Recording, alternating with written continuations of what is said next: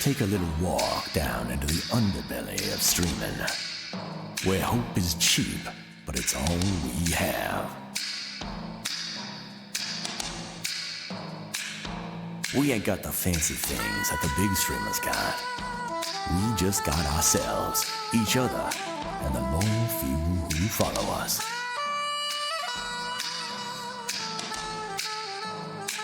We all got dreams, but when will they come true? Sometime, baby. Sometime. Welcome to the Sometime Show.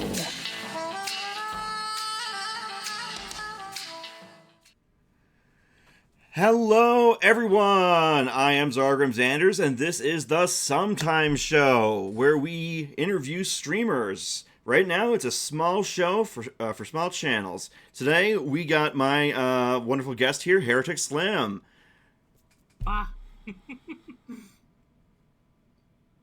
Hi. Hi, I can't hear you. What's up? Oh, you can't hear me? Yeah, I can hear you now. What's up? Hi. Hi. I was just introducing you to everyone. So why don't I just start it off right off the bat with who are you and where you're from? I ask this of every person I have on the show. Gotcha. Well, my name's Heretic Slim. I'm from the Central Midwest. I'm smack right in the middle of the United States. All right. I am a prodigious VTuber, as you can see here. I play a lot of, shooters, RPGs, a lot of variety of stuff. I'm mostly like comp PvP FPS, because that's my bread and butter. That's my jam. Cool. I used to play FPSs a lot more back when I used to play them on Xbox a lot, but now that I play most of my stuff on a computer, I get really close and I just get motion sick and stuff. Wait, hold up. Did you say protogen?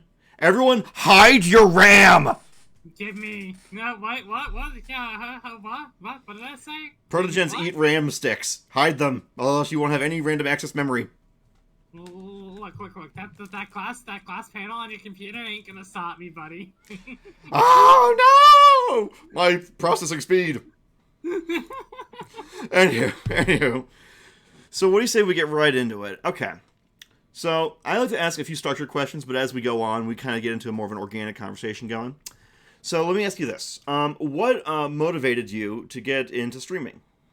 So, it started back in 2022, I think, or 23.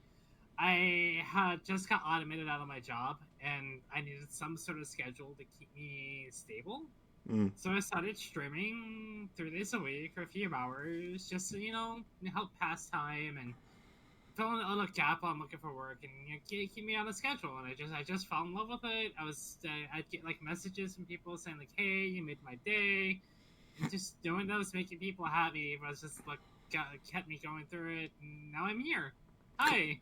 Cool. Because I understand what you're saying about keeping a schedule. When I got laid off from being an accountant and then later let go because I almost got scammed by someone trying to do an email scam, I got real depressed. So I can understand when things don't, when a door closes in your face, it can be a real unpleasant experience. So I can understand trying to come up with some kind of way to have a schedule or have some kind of structure.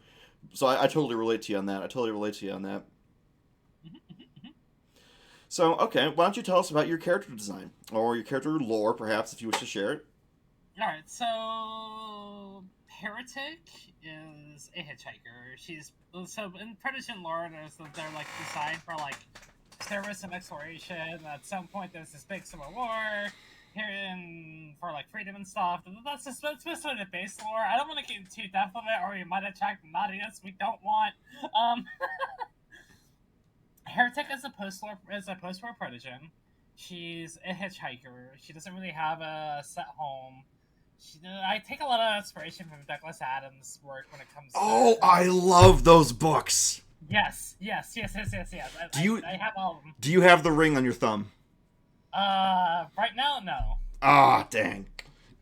But that would just be the pièce de résistance. Or do you have a prop of the actual book?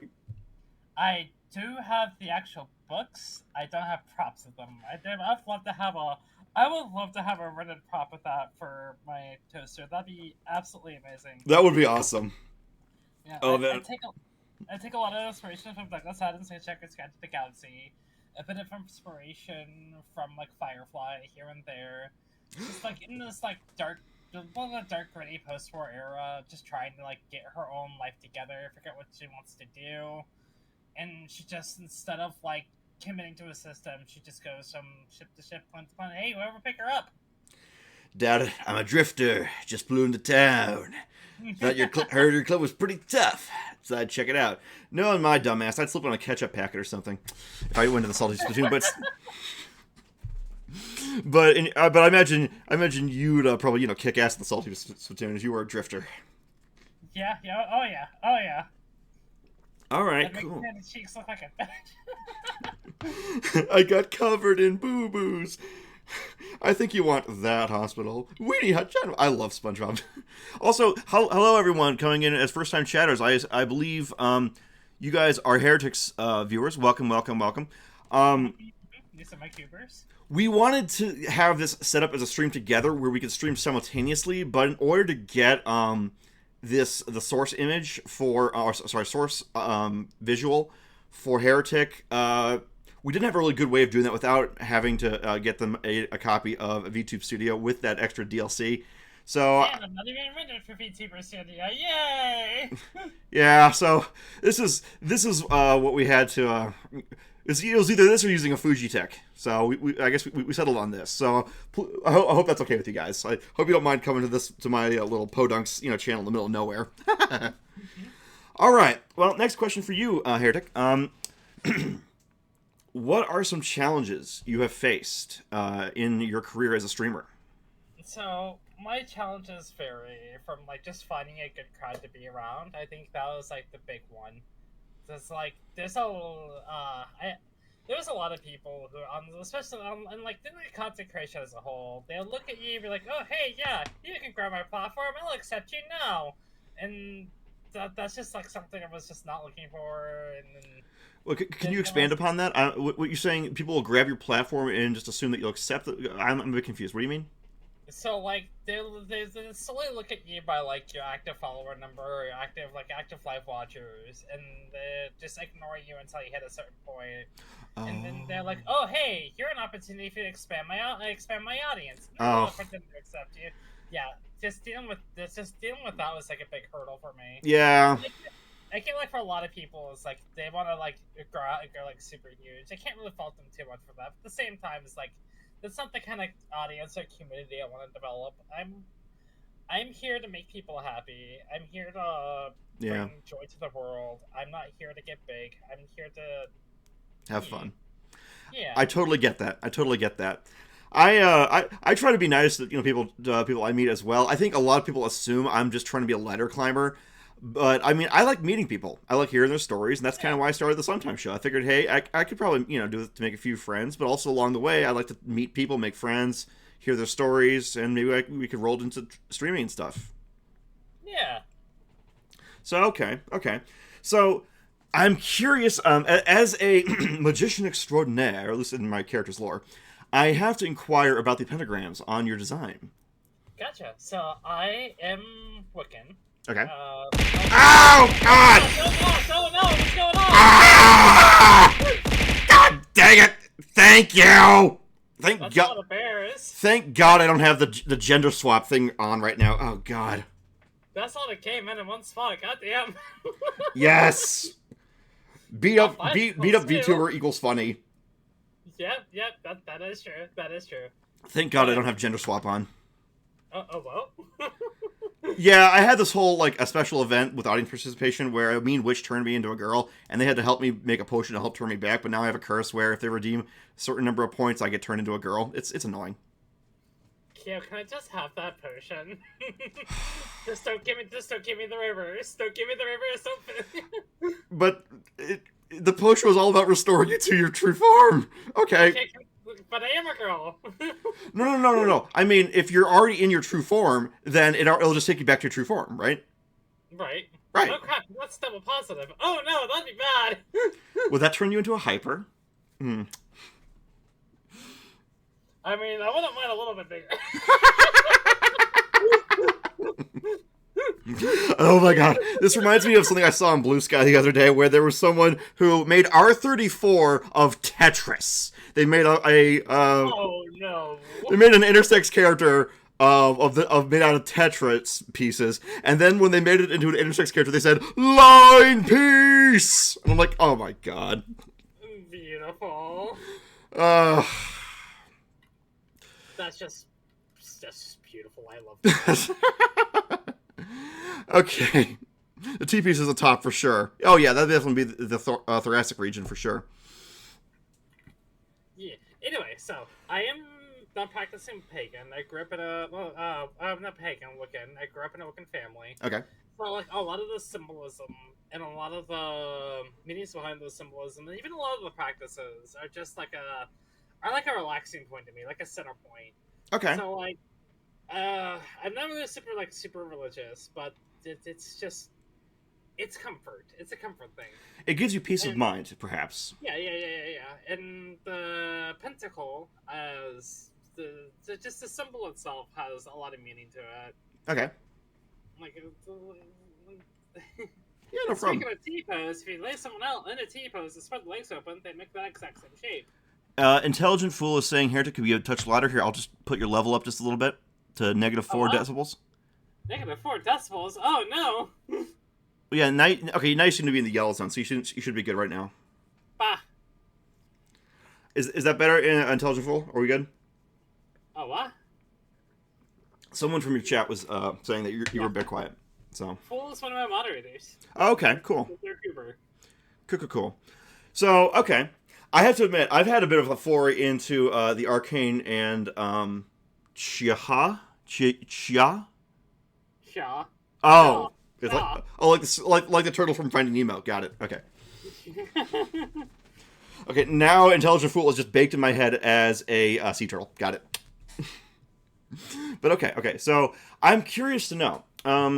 Perhaps you'd care to elaborate on why you chose Wicca over pagan, because I feel like in my experience when I've gone to like the subreddits for esoteric studies and for occult stuff and all that sort of thing, that there seems to be a lot of overlap in those communities. They seem to talk a lot to each other.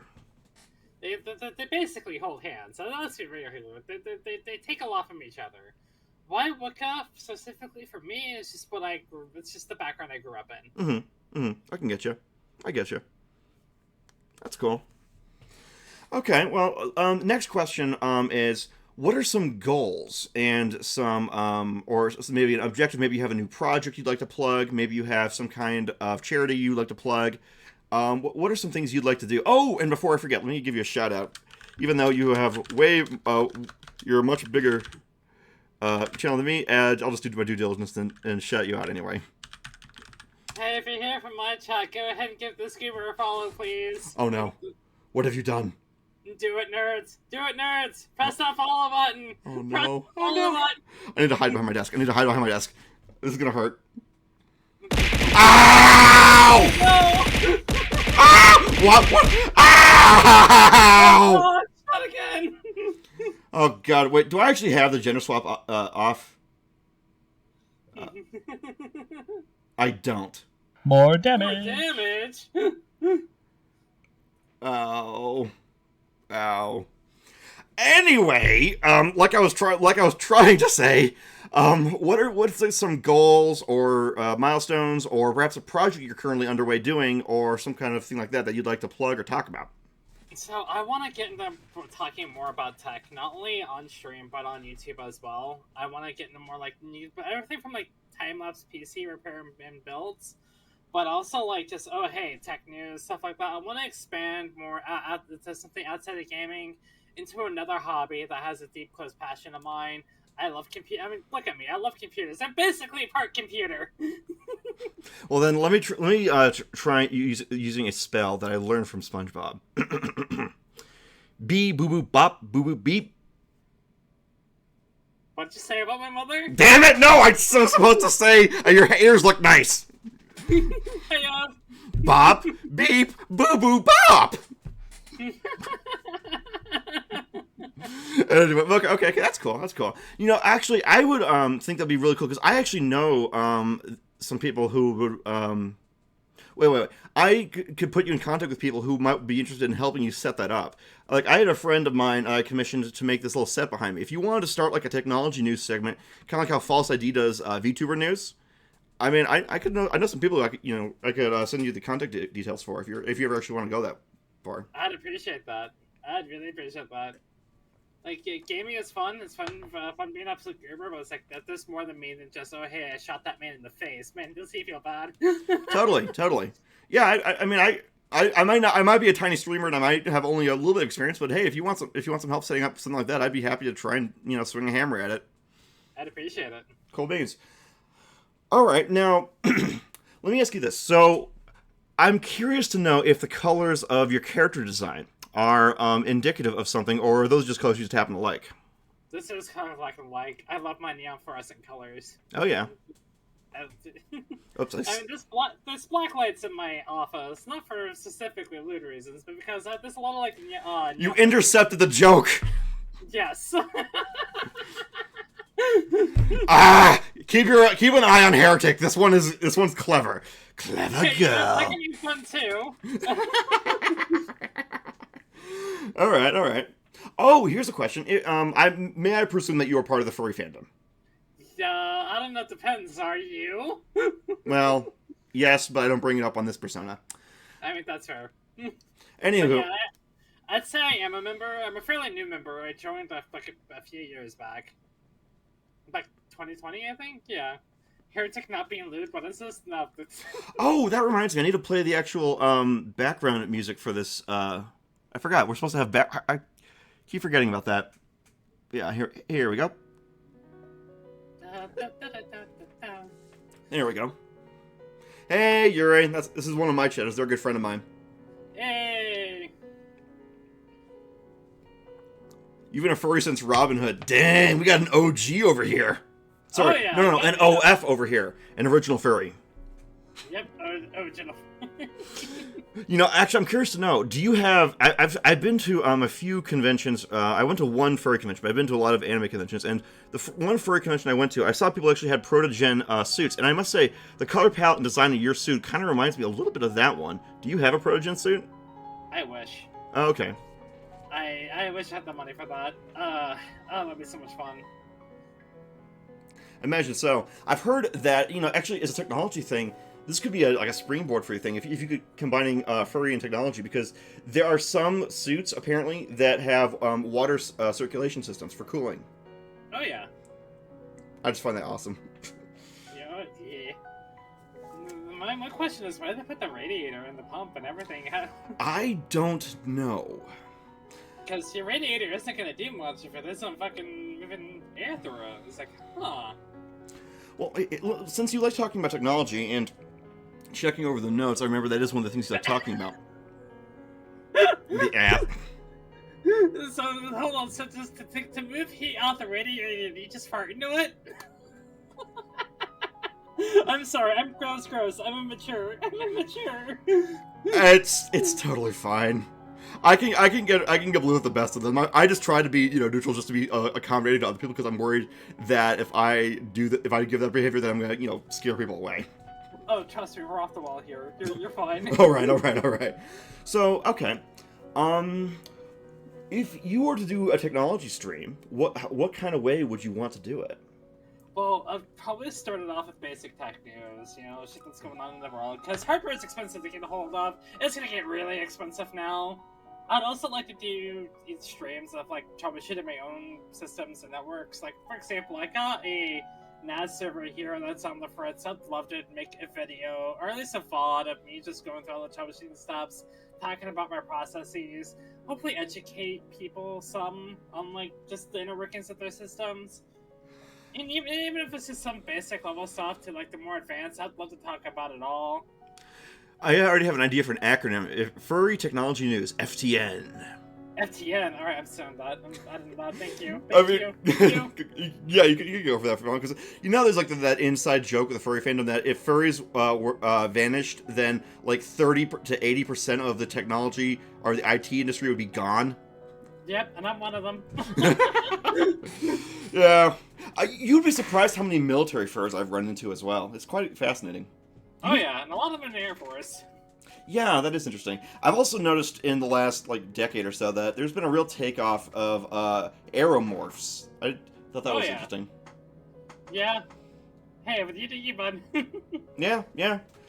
I mean, to be fair, the amount of engineering that goes into combat jets, I can see how some people would find them to be very, very sexy, and I can respect that. Yeah. I can respect that.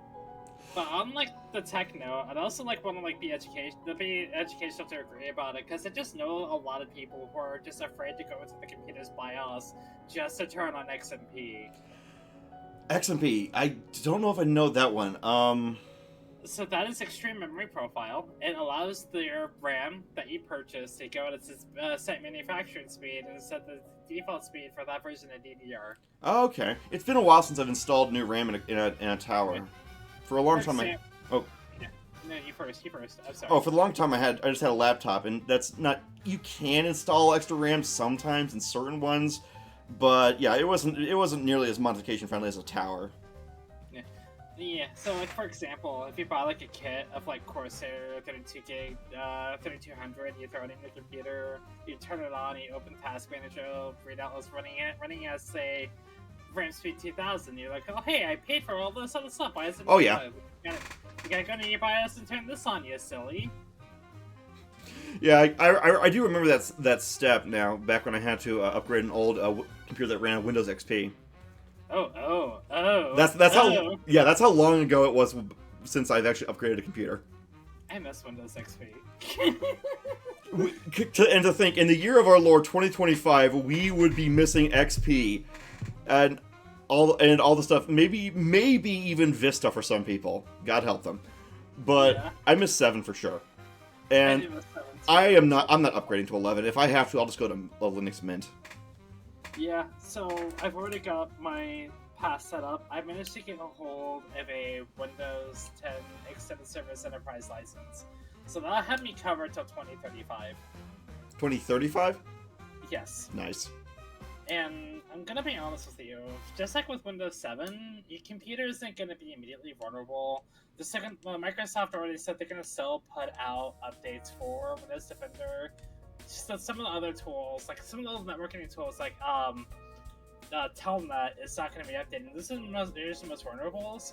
You can probably get away with winning Windows 10 for another 10 years, and there are ways you can make that system a bit more secure when you post release support. You could, one of the things you can do is you can disable auto run. You can just block these ports for RDP. I can get on it all day, but that'll just hijack the stream from interviewing Heritage to Heritage teaches you how to protect yourself. Dude, it's all good. It's all good. This is your time.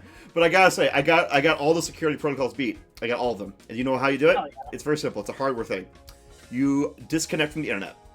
Yes. That is the safest way to protect your computer. Is do not have it connected to the internet. Yep. And it's the reason why my gaming PC isn't working to talk to the internet. My other this isn't my other gaming PCs. I do have a laptop booting a Mint that has all my personal information on it. I do my taxes on it. I do all that shit on it. Oh, that's good. I wish I had the money for a second computer just to do that. Dang. Yeah. Just I basically went to a pawn shop and bought a used laptop. Took out the hard drive, threw it out because it's ew, secondhand hard drive. I'm sorry, but I don't trust that. I don't understand. God only knows what's on that.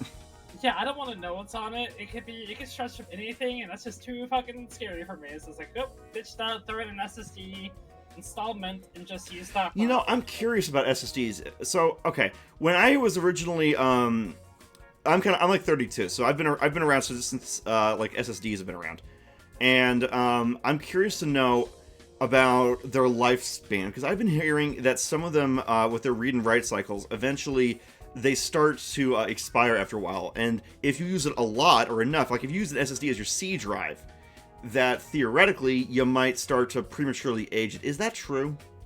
theoretically, to a degree, it depends on what you're doing to the system. Like, if you're like constantly running like a stress test for specifically memories, for specific storage, yeah, you're gonna cut back on lifespan of that relatively quickly. But for your average everyday user, you're not gonna really run into that problem until years down the road, and I mean years down the road. Can we put a number on that, because I've had this desktop since 2018. You should be fine for another few more years. Let's try to put an exact number on it. It also like depends on like what exactly you're doing with it. All right. I'm also like booting my operating system on an SSD, and there are like ways you can expand the life on that. For example, you can like set if you just. I think one of the big things is like you don't want to overload that thing. You don't want to be constantly uninstalling and uninstalling stuff. You don't want to be Yeah, that's why I use a scratch disk for most of my Steam games and stuff like that. I try to put as much as I can on scratch disks. Yeah. I'm about to see how many drives I have in this computer. I made one that was absolutely. I got like a really big one, and I had to like cram it in the back of my computer, and I call it the warehouse disk. Oh no! Because it's just really. It's when I need to put like really big stuff on that. If you're really worried about it, just don't overflow it. Just the best way to prevent that is just have multiple drives and divvy yourself between different drives and just leave your C drive as well. Ah! We're being raided! I'm never raided! What the hell? Hey, Crux is another one of my gamers. Hi, Crux! Oh my god, I'm never raided! What the hell? This is... Damn flow. I play Hunt Showdown with Crux. Oh, hi. Oh my god, we're being raided a second! This has never happened before! No one ever comes to this channel! Holy crap! Oh my god, we actually have viewers! What is this? Ha! Oh my god, you posted Umbreon. That's my favorite evolution. Oh well, welcome everyone. I'm Zargram Zanders. This is my streaming channel. I'm currently running the Sometime Show, where I interview streamers. Today we have Heretic on, and we're talking about things like technology and their channel and stuff. So welcome everybody. Hi. Welcome in. Ow! Ow! Oh my god! Ow! Ow! Thank God Tarth isn't here to use the gender swap thing. God dang, that'd be so embarrassing. Was that a cheeseburger? I don't know. It's a bunch of things. As long as no one uses the tool time one, then it throws a bunch of power tools at me. Anywho, oh, ow, that hurt. Like their power, just like throw drills at you and tell you to go screw yourself. Yeah. Holy fuck! 47 viewers. I've never hit that high in my life. Look at you go! Go. Hi everyone. I'm a really tiny channel, and I just do stuff I think is cool, like Twitch Plays D&D, where people, where the audience votes on what to do as their character and stuff, and I do gaming streams. So. But yeah, I'm interviewing Heretic right now. Hi! Hi! Anywho, where was I?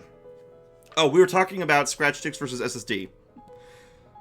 Oh, wow, it dropped down to 26. I must have scared some people away. Oh no, you're fine. Just ignore the number. You're right. I'm gonna click the buttons and make sure I don't look at it. Otherwise, I'll get nervous. Hey, Wingy. Hey, Wing Dang. Hey. Welcome. Yeah, we're just interviewing Heretic today. We're talking about memory, but I got something to say. Do you watch anime? Or that's right. We were talking the other day, and you said you kind of don't. I kind of don't watch modern anime. I've seen a lot of classics. I love Cowboy Bebop. Trigun is my favorite. I love Trigun! Trigun taught me all about pacifism and shit. It's like, yeah, man, I'm down for this. Okay. On three, love and peace. 1, 2, 3. Love and peace! I saw a guy who makes props for cosplay, and they made the pistol from Trigun with the plant module and everything. And it even works in your hand. It's not an actual pistol, but nice. It's like a cosplay prop. I'm doing a cosplay at the Burning Down the Children's Girls, so that's gonna be fun. I'm gonna be stun gun that way. Cool. So, okay.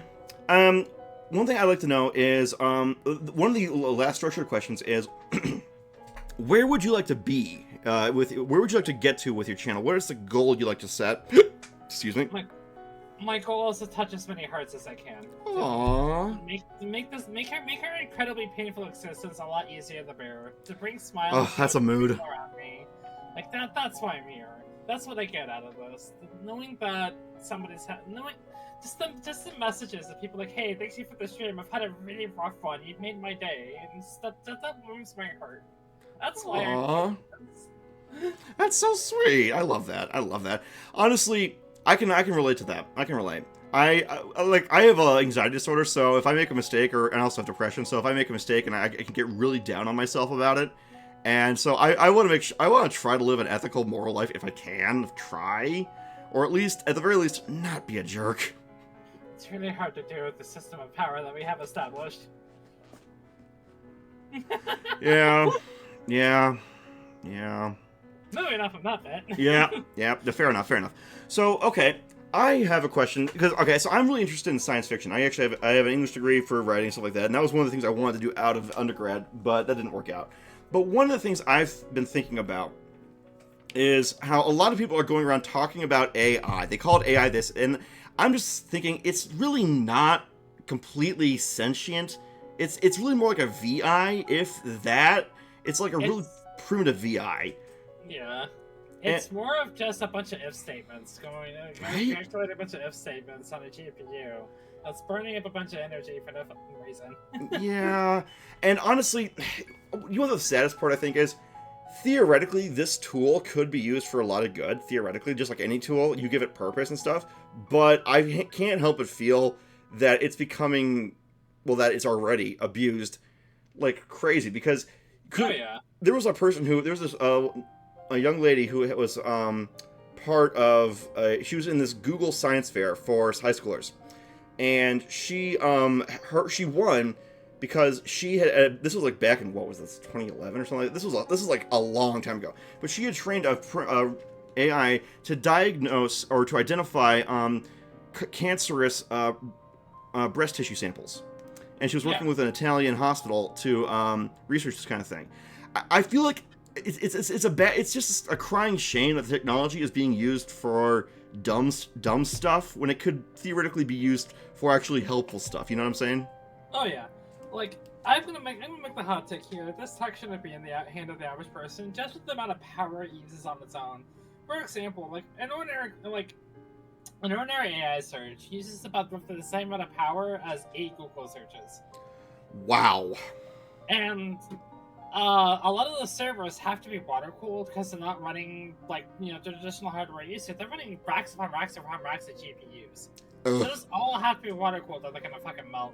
So that one search is using roughly about a bottle of water. Now bear in mind, this is what OpenAI is willing to say to the public. I want to bet these numbers are higher. Oh yeah. You cannot trust official accounts of stuff anymore. No. And not to mention, a lot of these AI data centers, not only are they leeching off the public grid, and we have to pay for it because they get fucking special subsidies. They also have diesel and other they're not necessarily generators, but basically many fucking power plants plugged into them. So they're burning coal and fossil fuels, putting more crap in us. No. Oh yeah. We need to dial this way back here. This should not be. You're fucking throwing a bunch of game servers use less energy than these things. Oh my god, I'm on a rant. But I understand where you're coming from, though. I mean, I'll tell you, one technology I have always been passionate about ever since kindergarten. I am not joking. Is nuclear technology of all kinds. Oh yeah, same. I was literally reading a book about it in kindergarten because I thought the stuff was just so dang cool. Like when I saw the mist chamber and actually watching a radioactive substance actually decaying in that, I got chills. It was like a religious experience for me to finally see what radiation looked like. I love that stuff. Is like my jam. So I'm really in the camp that if it's done responsibly, Soviet technology notwithstanding, that it can actually be done in a very good way, and that a lot of the other methods are just... I used to be okay, lukewarm with LNG, liquefied natural gas, but after hearing about all the leaks it causes and stuff, I'm like, oh, okay, so that was just propaganda. Yeah. I'm gonna be honest with you, nuclear energy is way underrated, it's way underutilized, and if you look at it statistically, it's killed less people than the natural gas industry as a whole. Yeah. And it's one of those endeavors that failure is not an option. You have to have responsible people to design, implement, and maintain it, and from all levels. If you do that, just like the space program, if you do that, then it can be great, and you will have some more power than you know what to do with. Oh yeah. Like, Another note, remember, there's still RBMK reactors active. Just sleep on that. God. That reminds me when I was playing Space Station 13 and people were trying to build one of those and it blew up, and I was like a few tiles away from it and it blew up right in my face. Oh no. Oh, God. Have you ever played Space Station 13? I've heard about it. Yeah, you might enjoy it. Maybe you will. Maybe you won't. It'd be a silly time. It could be fun. You could maybe play with like your mods or something like that. I don't know. Anywho, but the point is that I'm a big believer in safe and responsibly executed and designed nuclear power, not the slapdash designed by politicians Soviet crap. I mean, we can't rag on the crappy Soviet tech as well. I mean, after all, we're the ones who gave the world the SL-1 reactor. Oh man, we're just gonna have 5 control rods in the sink, and the one in the middle has enough to start the reactor. So don't pull it too far. The fucker's going prompt critical. Yank. Well, to counterpoint, the Soviets made the Alpha nuclear submarine with a liquid lead bismuth breeder reactor shoved into it. Oh yeah, that's that thing too. Like, it's like, as soon as you blow up that submarine, it's going to become a giant contamination hazard anywhere. Yeah, then there's like all the... What? Wait, I think you paused. Hello? Hello? Oh, there you are. There we are. Hey, then there's like all the orphan sources of like fissionable material just laying around post-Cold War collapse. Yeah. That's the thing, is that you cannot half-ass nuclear power. If you do it all the way, then you will generate more power per square foot than solar, hydro. Well, maybe not hydro, but actually, oh no. If you count the reservoir, then hydro, yes. Yeah. But you have to take it super duper seriously, and a lot of people just don't want to. Yeah, it's like, oh, money's gotta mix first. You gotta make money first, you know? It's, believe me, I've been very frustrated about that same thing. But, okay, so let me ask you this. Maybe this is a bit too spicy of a question, but what is your power source as a protogen? Lewd. I mean, what?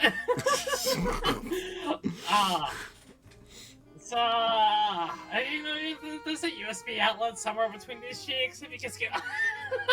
Wait, what'd you say?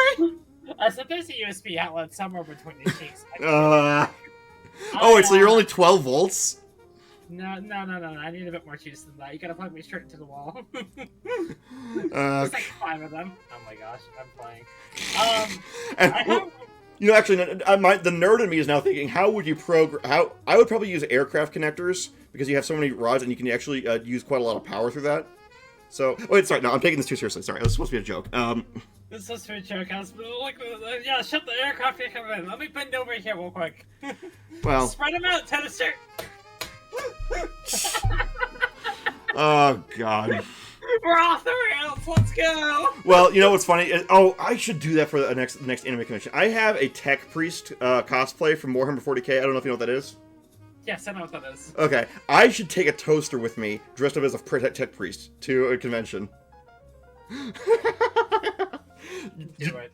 Do you know the in joke for that? Yeah, I know the in joke. Okay. I'm not even a Warhammer fan. I'm more than well aware of it. I thought it was cute. Oh man. Oh wow, we're only an hour in now. The time flies. Jeez. Okay. So okay. You said you wanted to do like a technology type show. Well, why don't you tell us more about what you'd want to do on that? Well, other than troubleshooting, talk about tech news, I want to get like more like hands-on building systems. Okay. Yeah. Well, would you like a soldering stream? I am learning how to solder. Yeah. Okay, make sure you have a good ventilator so that the flux fumes don't get you.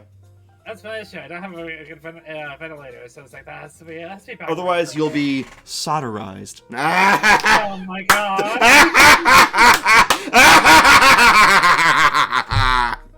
Hey, fool is right. I do have 3 slots.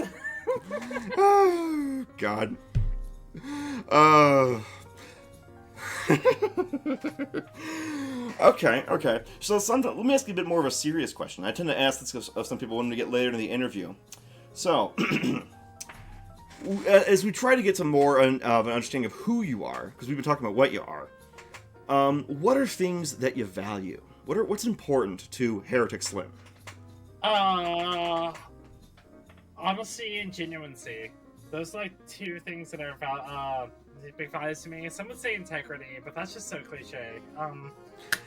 Right, I know what you mean. What you're saying when you say integrity. A lot of people don't, though. A lot of people, it's used as a buzzword, and people just like, oh, okay, whatever that is. But no, I know what you're saying. Yeah. So you're saying like honesty, authenticity, and what was the other one? Let's fuck it, integrity. Yeah, why not? Because that's just such an undervalued fucking moral to stand on. Right? Right? I also do want to say, I'm not the kind of person who just wants to stand up on a pedestal and be like, haha, I'm better. You're like, no, I know I'm dirt when I'm dirt. And I don't acknowledge that. I'm right there with you, buddy. I know exactly how you feel with that. Okay. So, what's this? I'm allowing that. We are sluts for authenticity. Yes, I'm allowing that. I'm just a slut in general. Wait, what? Yeah, I got flagged. I'll be real. We don't get many shatters here. I'm a very small VTuber, but I'm trying to grow just a little bit by bit. But I'm also trying to make friends and stuff. Oh, sweetie, you're about to get flagged a lot today. Dude, it's fine. It's fine. Anywho, okay. So I gotta ask you this.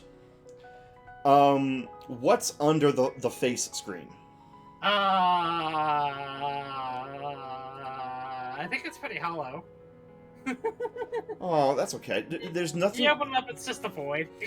There is nothing to be ashamed of if you suffer from empty head syndrome. Oh no! Gotcha. I got you. I think I know I'm Scarbrand, but damn.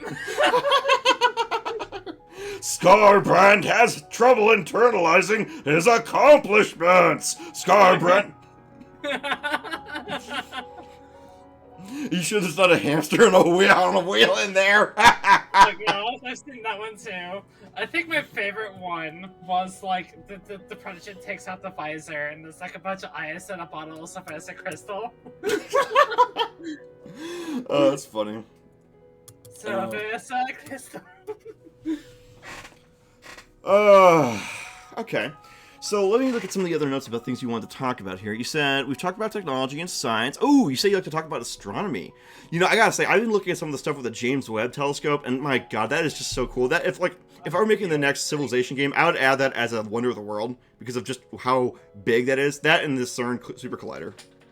Yes, same. Yeah, I haven't been as active in it in recent years, but it's like one of my passions growing up. And my biggest interest was like that super black hole that's like sitting right in the middle of our fucking galaxy. Is that Sagittarius B? I want to say. Yes. Is it B or C? So. I forget. I don't remember. It's Sagittarius something. Someone Google that. Someone like that's right. Actually, no, don't use Google that. You get an AI search. Use a search engine and this have AI. DuckDuckGo. Activate. Activating DuckDuckGo. Okay. What is the black hole beneath Heretic? No, I'm kidding. No. For JJ. At the center of the galaxy. All right. Sagittarius A. Okay. Sagittarius A. Gotcha. Okay. She large for a black hole. She is large. Damn, boy, she thick. I think I can't remember how fast one of the stars that is orbiting her is going, but oh man, that's going neon. You know what's really funny is when people do like things like time travel in science fiction, but they don't account for the motion of not only the planet but also the entire solar system around the core of the galaxy, as well as galactic movement throughout the universe. Yeah, you're just gonna pop up in like the middle of space. Right? That's why the TARDIS theoretically would work, but I gotta admit, I've watched a fair bit of Doctor Who thanks to one of my British friends, but I don't know if it's for me. I even with the modern budget, they still keep going to very cheap to shoot places. I'm like, it's like, Yeah. It feels like they could do so much more with their premise, and they don't. Yeah, I get that. I haven't seen Doctor Who in years. But thinking about it, if you didn't leave the exact same day 10 years prior, you'd just wind up in like a completely different... Oh my gosh, that's terrifying. Oh no! Marty McFly goes back to the year 1985 and he just appears in space and just dies. Just dies. Just the DeLorean floating in That's space. That's one more reason why time travel doesn't make sense. That and all the light speed paradoxes. Oh yeah. Oh my god, I actually got clipped. That never happens either. I have to usually, say, can someone clip that? Oh my god, it's happening. Holy crap. Okay. Yes, congratulations. My goobers and good goobers. Okay. Ah! I'm clipped! No! No! I'm melting! I'm back. Anyway. So, okay, so yeah, science is pretty cool stuff. So, okay, so I understand you work in IT, but let me ask you this. If you had gone into science, what kind of research would you want to do? Biology, because you and me, baby, we eat nothing but mammals. I'm kidding. I'm kidding. Wow! Believe me, you would hate biology. I have my brother-in-law. He's worked in like neuroscience, and he let me into one of the animal labs for his PhD. Yeah, you don't want to go do that stuff. Yeah, no, I wouldn't want to. That'd make me sad. Oh, that's I would love to. I love to say the trope. Hey, Tarth. Oh god, what was that? Half-Life. Theoretical physics. Really interesting. Okay. But I'm bad at math, so it'd probably be something. Heretic, I got something to tell you. Theoretical physics at this point is dangerously close to a scientific religion because of how very little can be proved and tested. Ow! That's not theoretical. Ow! Oh, Tarth! You just got drilled. Thank you, Tarth! How's it going, Tarth? How's the bear? Tarth, if you keep trolling me, I'm gonna make you do math. Anyway. Don't make her do math.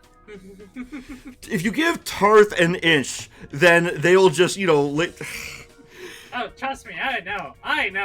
Yeah, like whenever I'm playing D&D with Tarth in the campaign, I'm saying, Tarth, let someone else have their turn. Tarth, hold on a second, let someone else do.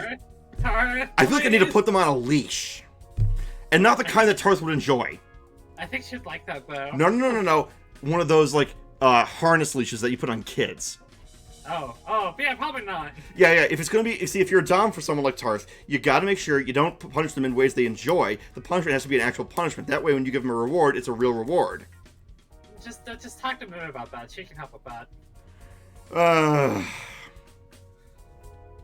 Anywho. Yeah.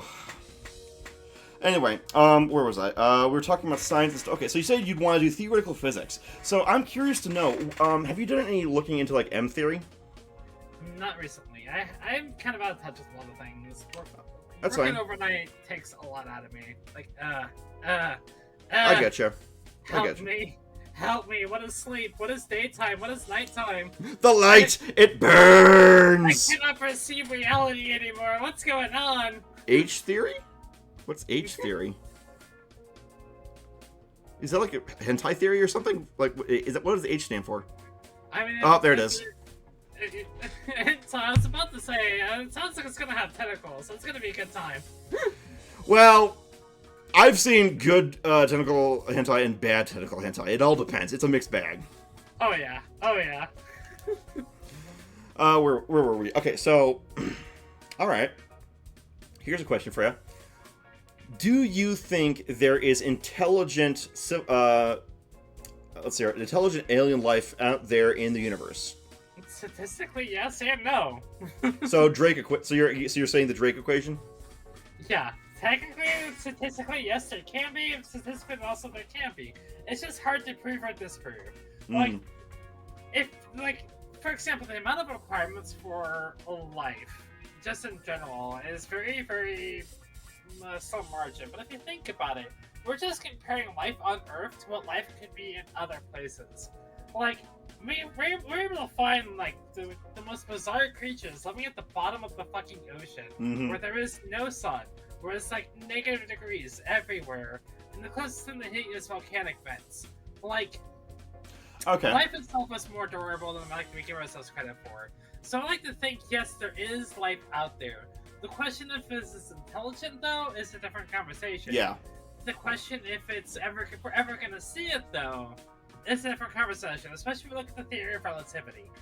Yeah. Right, because there was a development in theoretical physics that is kind of rocking this theoretical physics world, where what if time actually isn't real, but is actually just an emergent property? Because when you're trying to reconcile the classical model and the quantum model, if you remove time, well, then things actually do start to work. Yeah, it's weird. Yeah, it is. It is. Oh, I have a funny story for you. I guess they're right. Clocks were invented by people to make money. Oh, I have a quote for you from Red vs. Blue. Timeline. Excuse me, church, but time does not work in lines. It is made out of circles. That is why clocks are round. I love Caboose. Growing up. I actually got a picture with the guy who voiced that guy at Comic-Con 08, 09? Nice. That was ow! Ow! You know, I am so lucky that none of them have found the gender swap button. God damn it. Anyway, oh god, I'll never forget the episode where Tucker got pregnant. Church, if I die, God damn you, Tarth. It didn't work! Ha ha! Fuck you, Tarth! Oh no, my host is going back. There he is. Hi! Ow! I won't make you waste your points, god damn it. Fine, fine. Alright. And I'll hydrate too. Ow! Okay, I'll stretch too. Damn it! That's like, put water in your body. Ow! Stop it! Stop it! And I'll posture. I'll unstrip my back too. Damn it, Tarth. Oh man, I smell it. Oh. I'm gonna remember this, Tarth. I'm gonna remember this. Oh. Anyway. So, okay. Where were we? We were talking about, oh right, removing time. I wish I could remove the mass past 3 minutes. But anyway, okay. So let me ask you this. What does certainty really mean? Like, do we really know anything? Because I've been seeing some videos from people. Ow! Ow! The hell was that? Ow! God, like as I was trying to say. Ow! Ow! Anyway. Okay, so in terms of like an ontological perspective, what do you think it means to actually know something? To actually have certainty or to have a belief? Do you think that there actually is such a thing as objectivity to any kind of, let's say, fundamental thing? Or do you think that not only is reality relative, but so is our perception to basically the 15th extent? I think therefore I am, so therefore it's probably relative. I can prove that I exist, because I think, my processes. But can I prove everything else exists? So, yeah. Okay. I've talked to some of the other streamers about this. Oh! Moo just raided. Hi, everybody! Hi! Tarth, why did you turn me... I got turned into a chick by my moderator. So, yeah, make all the jokes you want. It's Tarth's damn fault. I gotta say, you got nicer melons than I do. Anyway, hi everybody, I'm Zargram Xanders. I'm a magician extraordinaire. I do all kinds of different stuff. I'm a dinky little channel, but I'm eager to make friends and see what I can see. I stream everything from games, and we do Twitch Plays D&D. We do all kinds of stuff here, and today I am interviewing Heretic Slim. We're talking about physics right now. And also about philosophy now. Why are we getting physical? Oh. I swear, if I see a crossover art in your Twitter feed, I'm gonna be like, oh god dang it. Oh gosh, I wish I had the money for that. I'd commission it. I'd commission it. Anyway, like I was trying to get to. So, okay, let me ask you this. What is reality? What do you think it means? I think we're just gonna go back to Rene Descartes. I think therefore I am. Reality is what I perceive it to be. Then what happens if someone has no neural activity? That's a tough one. But if you're looking from the perspective of the person who has neural activity, reality is nothing because they cannot perceive reality, so they also cannot think, so therefore they aren't. Well, but you can still see their body on life support. Who? Oh man, now we're getting to morality. Oh no. Pull the plug. Oh jeez. Well, you know all about plugs, wouldn't you, heretic? Maybe. Hey. Rolling is not exist. She is Moss. I don't understand. Moss. I don't understand, but okay. But okay. So when I was in philosophical discussion in high school, I'd ask a lot of people the following question. Okay, so if you're going from Descartes, or what? No, who was it? You know, Irgasum. Who was that? Was it Descartes? I think it might have been. Run the card. Yeah. Okay. Hi, Moo. Thank you so much for the raid. Oh, wait. I'm so stupid. I get raided so infrequently. I forgot to actually shout out people. I am such an idiot. Oh my god, I'm so stupid. How can I be so... I am not used to being raided. Crap. Okay, so... I think Tarth shouted some people out.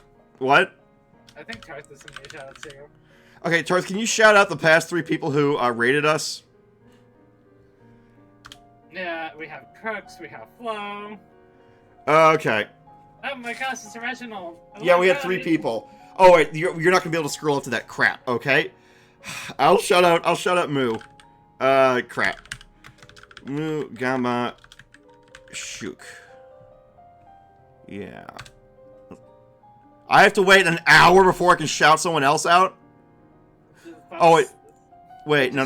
Use the bot. Use your exclamation point. I can try. Hang on.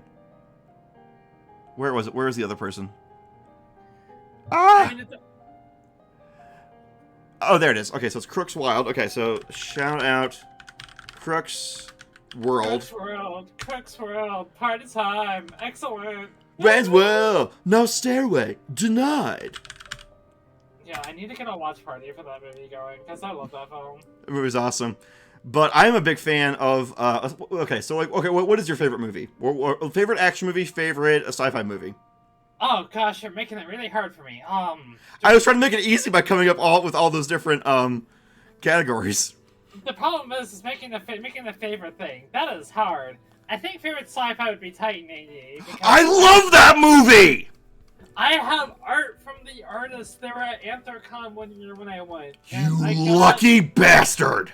I got a sketch of Carol. I got a sketch of a Fox character I used to have. That movie is like my guilty pleasure because I love. Okay, I got a story for you. So when I found out he was at Anthrocon, it was like after I got there. So I started calling up like local used game stores and video stores. I found that someone had a copy of Titan AE DVD 2 miles away from con site.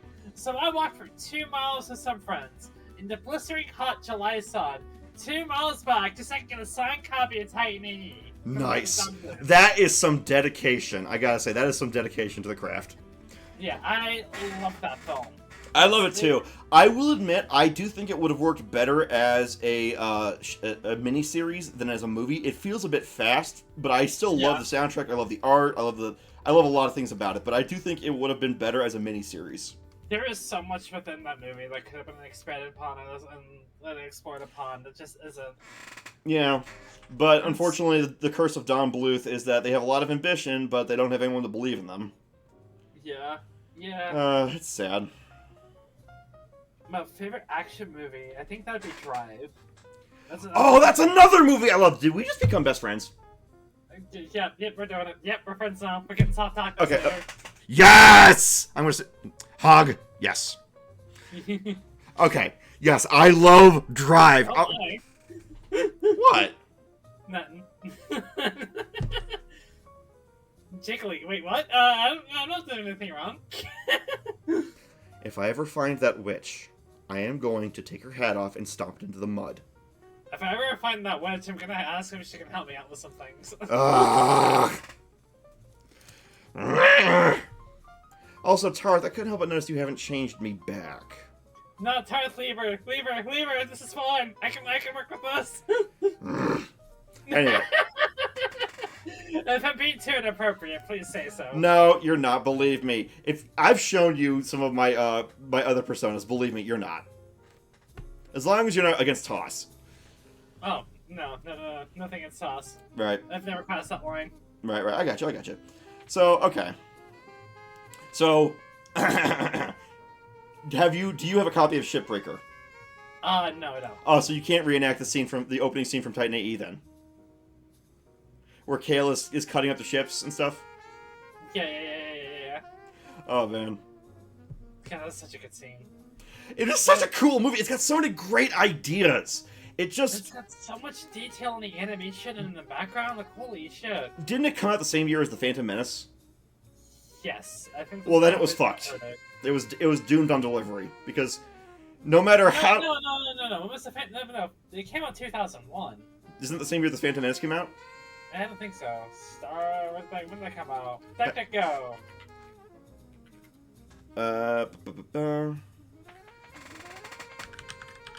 Because anything coming out that year is just going to get destroyed. 99. Oh, it felt like it was later than that. So Titan AE came out in 2001. I think the post 9/11 era definitely impacted its sales. I remember that era. Everything was just bleaker and more pale. It's when the whole shitification of everything really started to sink in. Like ever since 2000, everything's just been downhill. Yeah. Like anything like post 2001 is just rough and painful. The 21st century. I remember the day of it. Oh gosh, we're having a famous legal conversation. Where were you on September 11th? Oh, 2001, same year as Shrek. Yep, that'll do it. Yep, that also heard it too. Yep, that'll do it. Because I remember going back to see that several times in the theaters, and I thought it was an okay movie, but somehow I ended up getting brought back a bunch of times anyway. I don't know how that worked out. Gosh, oh man. Oh my gosh, the memories of like all my classmates being pulled out of class. It was just me sitting there and you want to hear something? The teacher had the news on. Yeah. I was in 3rd grade when that happened, and we got let out in a recess early, and they hadn't told us what happened yet. I was so happy. I'm going to change over to my tuxedo because I don't really feel like it's a good idea to talk about this in a silly thing like this. Yeah, this is a pretty deep one. Yeah. Yeah. I want to give this. Yeah. Okay. But yeah, I remember when I was I remember when that happened. I was in 3rd grade, and they hadn't told us, but all the adults were acting weird that day. And no one really knew what had happened. And they let us out early for recess. And I was so happy because oh my god, I get to go out of recess. This is the best day ever. And I say it loudly as I'm running towards the jungle gym. After we came in from recess, they sat us down and then told us what happened. Oh no. Yeah. Like, yeah, this is the first time this has happened. So sexy. Yeah, you live in history. And how many times have we had to live history years before? 7 years later, financial crash. Another few years later, financial crash. There is an ancient Chinese curse that goes, "May you live in interesting times." Yeah, we're always in interesting times. It's like we all got that fucking cookie. Somehow we are in the timeline where we actually got the remake of Super Mario RPG. I don't know how that happened, but it did. So hey, we're also I don't think it came from our timeline, but we also somehow got a time where we got a decent Battlefield game this year. So give it time. EA will fuck it up eventually. Yeah, I mean that's fair. They always do. They're like, oh hey, something good leaked out of the good timeline. Let's ruin it. I want to go back to boring times. Yeah. I want to go back to times when we actually had a more relativistically more equitable society. Yeah, more stable society, more fair. Well, it was never completely equitable nor fair nor any of the things, but I'd like it if we could go to a time when it was more that way, at least. I'm working to make a time that's like more fair and equitable and all the fun stuff. You just gotta fight for it. You just gotta fight for it, man. I feel with my depression and anxiety makes it so that I get burnt out easy, and I'm so burnt out on the news, man. Yo, same. Fuck. So it's like in like the not the break room, but in the command center, as they call it at work, they have the BBC on 24/7, and it's like there are so many times I just want to check some fucking TV. So many fucking times, like get out of here. Yeah, the times I do dip into the news, I either go somewhere where I know that they don't have a vested interest in a particular American interest. Like if I might go to like Reuters or something like that, they're not an American outlet, but they're not like one of the Sun or something. They're not like there's something that's like they tend to be a bit more about just the facts. Usually, they're not perfect. Nothing's perfect, but you know. Yeah. Yeah, it's still depressing. Yeah, it's hard.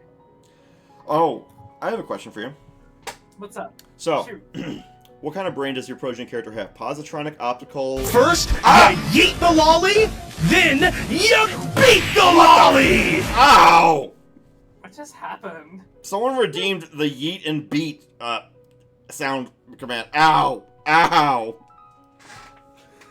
Ow! It was from Ouija Plays when he was talking about King K. Rool beating up the that chick from Splatoon.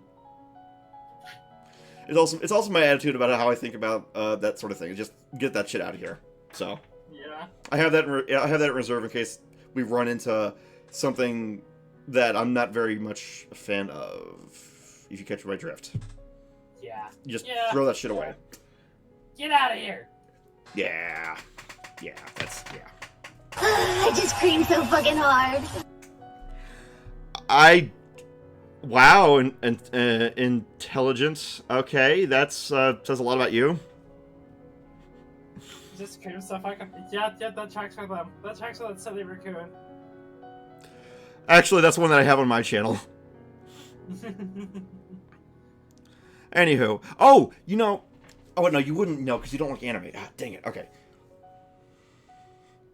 One with the noise machines. So let me ask you this: what kind of operating system are you running on your proto-gen build, and what kind of processor are you using? I am on a Pentium processor from the 1990s, and I'm running CentOS. You're running a Pentium from the. How are you not like smoking through your fur right now? I don't know. Oy. I don't know, sometimes they reboot me and I'm running fucking Kali Linux. I don't know what's going on with me. I don't know what I'm used for. I just popped up here one day. Oh man, I just got the funniest idea: putting the Maxwell cat on top of your head and just bouncing it on the screen.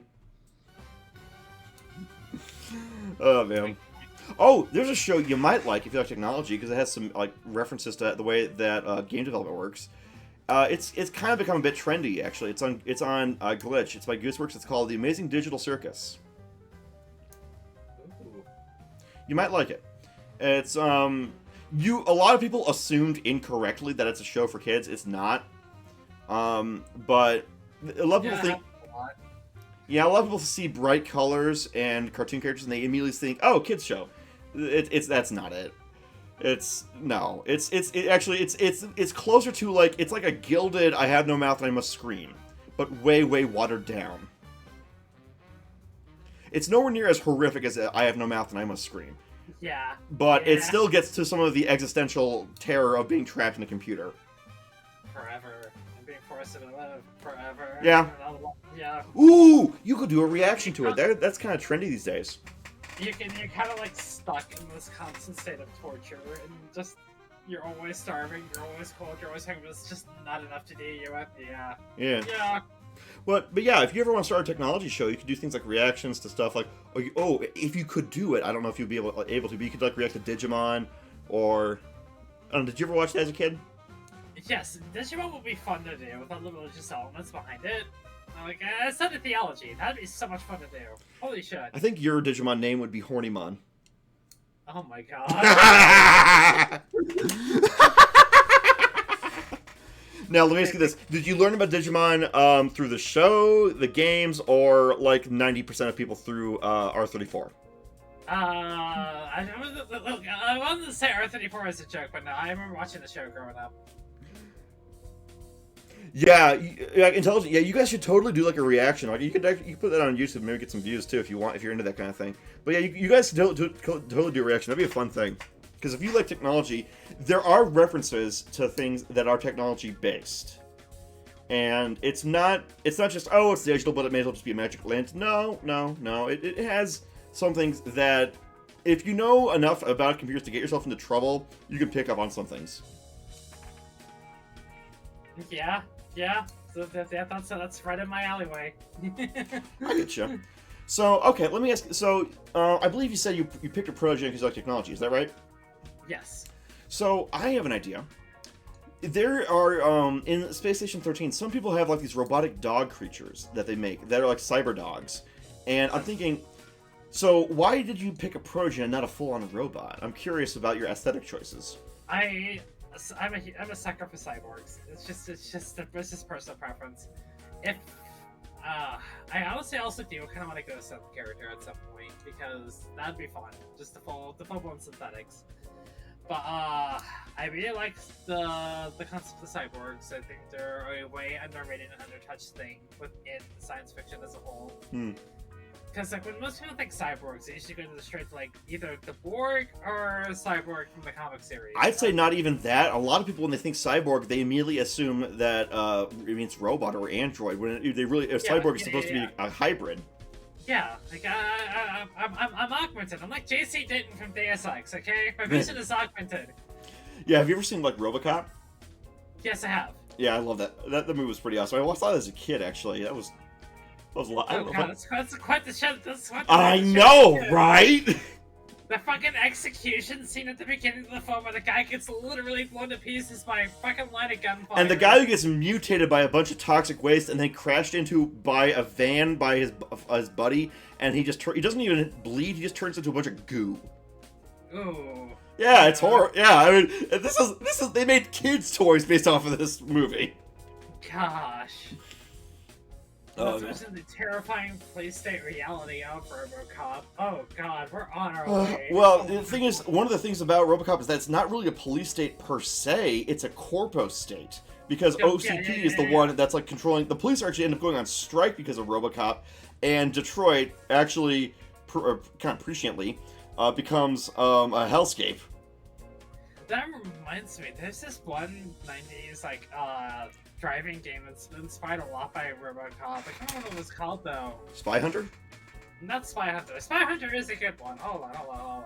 I need to look this up before I draw. And Tarth says that there are toys of Alien. It's like, did you watch the movie? Like, I think it's like, just make toys of it. Who cares? Speaking of Alien, I actually didn't watch that movie until I was like in my 20s. It is a good film. Quarantine, that's what the game is called. Quarantine. Okay. You literally drive around a cyberpunk city as a cab driver, and you're fucking not only like taking people to destinations, like it's a fucking firefight on the goddamn streets. People are running over to you. Jaywalkers are getting ran over. Just like science everywhere saying stay in your home. It's a fucking blast, and I want to play it again. So it's downtown Los Angeles.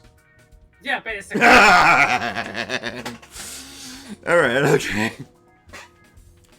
So, okay, I remember circling back to one thing that we talked about earlier. You talked about how you're into Wicca, right? And Yes. I'm curious... Oh, no. Oh, my God! What the fuck? What's going on? Intelligence Fool is playing with the sound redemptions. Beautiful. That tracks. Yeah, that was me when I almost got impaled in Oblivion. Anyway, where were we? Right. So I'm curious to know about what does your faith mean to you? If you said you were comfortable talking about this, so I'm curious to know what exactly. Well, how would you like to represent and express it, perhaps? I respect my faith. I represent my faith through symbolism. Okay. I wear a silver pentacle everywhere I go. It's usually on my shirt because people are weird. but when I'm within safe crowds, I usually work out of it. There's there is a lot of instance and a lot of base imagery all throughout my household because it's a relaxing thing for me. Okay. And that's how I usually express it. I wouldn't say I'm one to go into the back room and start casting spells. It's more of a way for me to find center and find meditation per se. I can understand that. I sometimes one of the things I use when I'm feeling really down is historically one of the things that really helped me is not necessarily spiritual per se, but I tend to take depression naps. Somehow that really helps me get my serotonin. But serotonin. That's right, serotonin. Yeah, for depression. But I'm curious to know. So like, do you do I don't know? Are you like into solstice and the solstices and equinoxes? Some people are really into that. Some are more into like. Yeah. I do acknowledge the solstices. I do have like I have a nicer dinner for those, like a little feast with my friends. Cool. I'm not too crazy with it though. Yeah, it's like I'll go through and make a really nice meal compared to like the normal stuff I usually eat or serve to my friends. Mm-hmm. But, yeah. That's cool. When I was growing up, we technically have like 2 Christmases. We had the winter solstice, and we had Christmas later on. Cause oh, you had Saturnalia. Yeah. We're just gonna call it Saturnalia because we were young, giving it one fucking people going, oh my gosh, so they're teaching those kids witchcraft. They're fucking, because it's the fucking like 90s and 2000s. Yeah, there are a lot of people out there who, for them, it's less of a belief system and more of a country club. Yeah. And it's just, sometimes if you confront people on what they supposedly say they believe, and then they're like, no, they don't actually believe that. Yeah, then you get the people like, oh my gosh, you're teaching your kids Satanism. What? I've actually talked to people who actually are Satanists. I've actually gone to like the demonology Reddit as well and talked to people. Get this, in Satanism, there are 2 schools. There's the Satanic Temple, which is more liberal leaning and tends to do a lot more First Amendment protests and stuff like that. And then there's the Church of Satan. That's actually a conservative leaning one. So even in even among the Satanists, there's a schism. Yeah, it's weird. And for all the talk about what people do about it, you think, well, if you are so worried about it, wouldn't you actually research it? Because if they are your enemy, then wouldn't it logically follow that you'd want to learn about them? Like Sun Tzu's know thy enemy, if they are your enemy. But no, they don't want to even acknowledge that because they just want to feel like they don't want to be correct. They want to feel like they're correct. I mean, have you noticed that? I mean, yeah, I've noticed that a lot. It's just frustrating because a lot of people claim that they want truth. So you trying to find suggestions to help them find out the truth about something, or at least find out more facts about it, or just even talk to people and open a dialogue, and they just shy away from it because they can't handle any threats to their box. My little box is under attack. Oh no! More damage.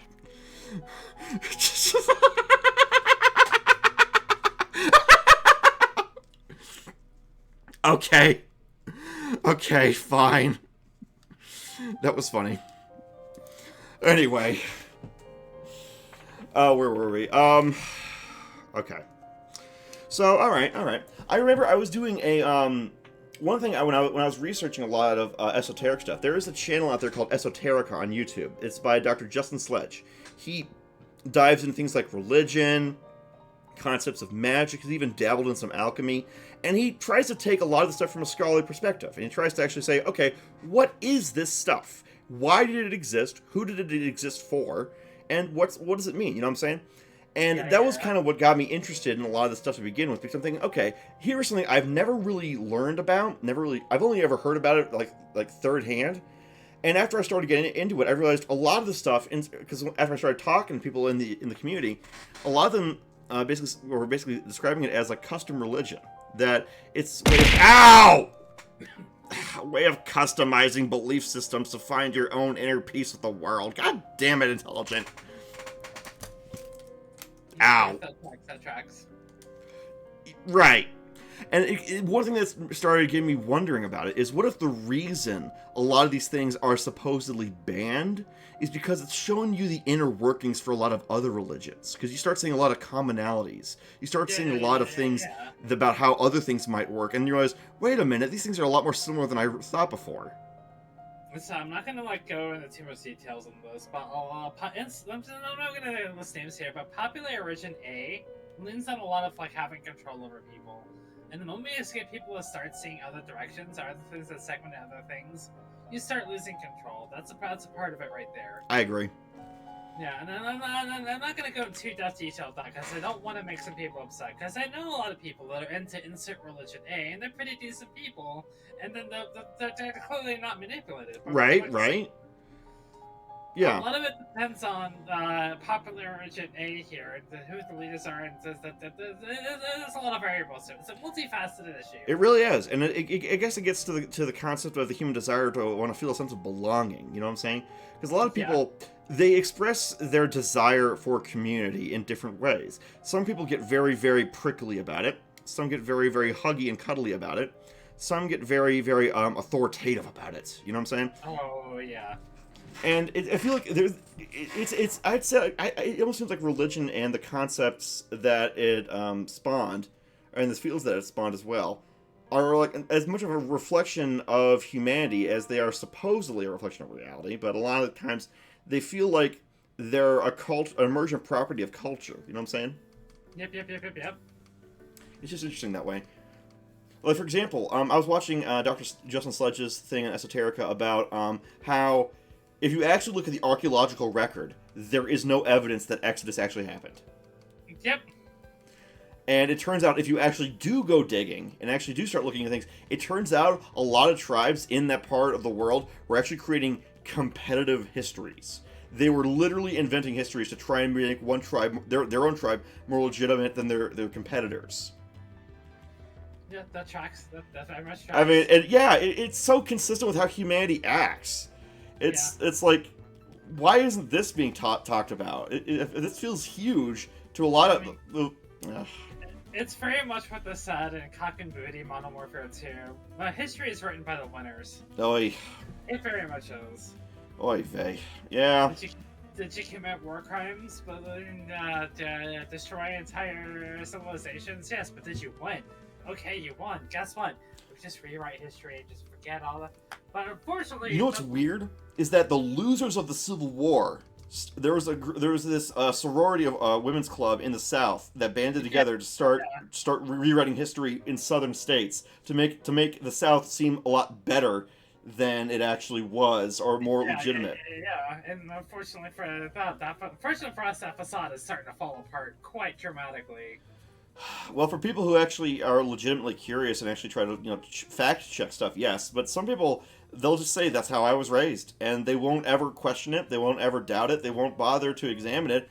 There are people out there who legitimately believe that respect means never questioning, and I don't agree with that definition. Yeah, agreed. Yeah, I feel like a lot of people they get that in that sense that respect means just do what I say and not as I do, and just it's hegemony is what it is. It's just a concept of hegemony, and it's not like legit. I don't know. It's not legit critical thinking. Excuse me. Yeah, agreed. Yeah. So here's a question. So one thing is that I ran into... Are you okay? Yeah, I'm just yawning. Okay. Sorry. I'm ED. I'm sorry. Wait, what time is it for you? It's currently 18:23. We got plenty of time. Oh, okay. Yeah. Because one thing I ran into when I was talking to people in the occult community was that there is a distinction made between theurgy and thaumaturgy. And that theurgy is more of the what does magic mean to you on a personal, perhaps spiritual level. And thaumaturgy refers to like the turning water to wine, throwing fireballs, turning people into a pillar of salt. All of those more supernatural, well, maybe not supernatural, but perhaps more...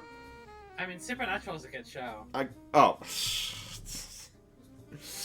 Okay, okay.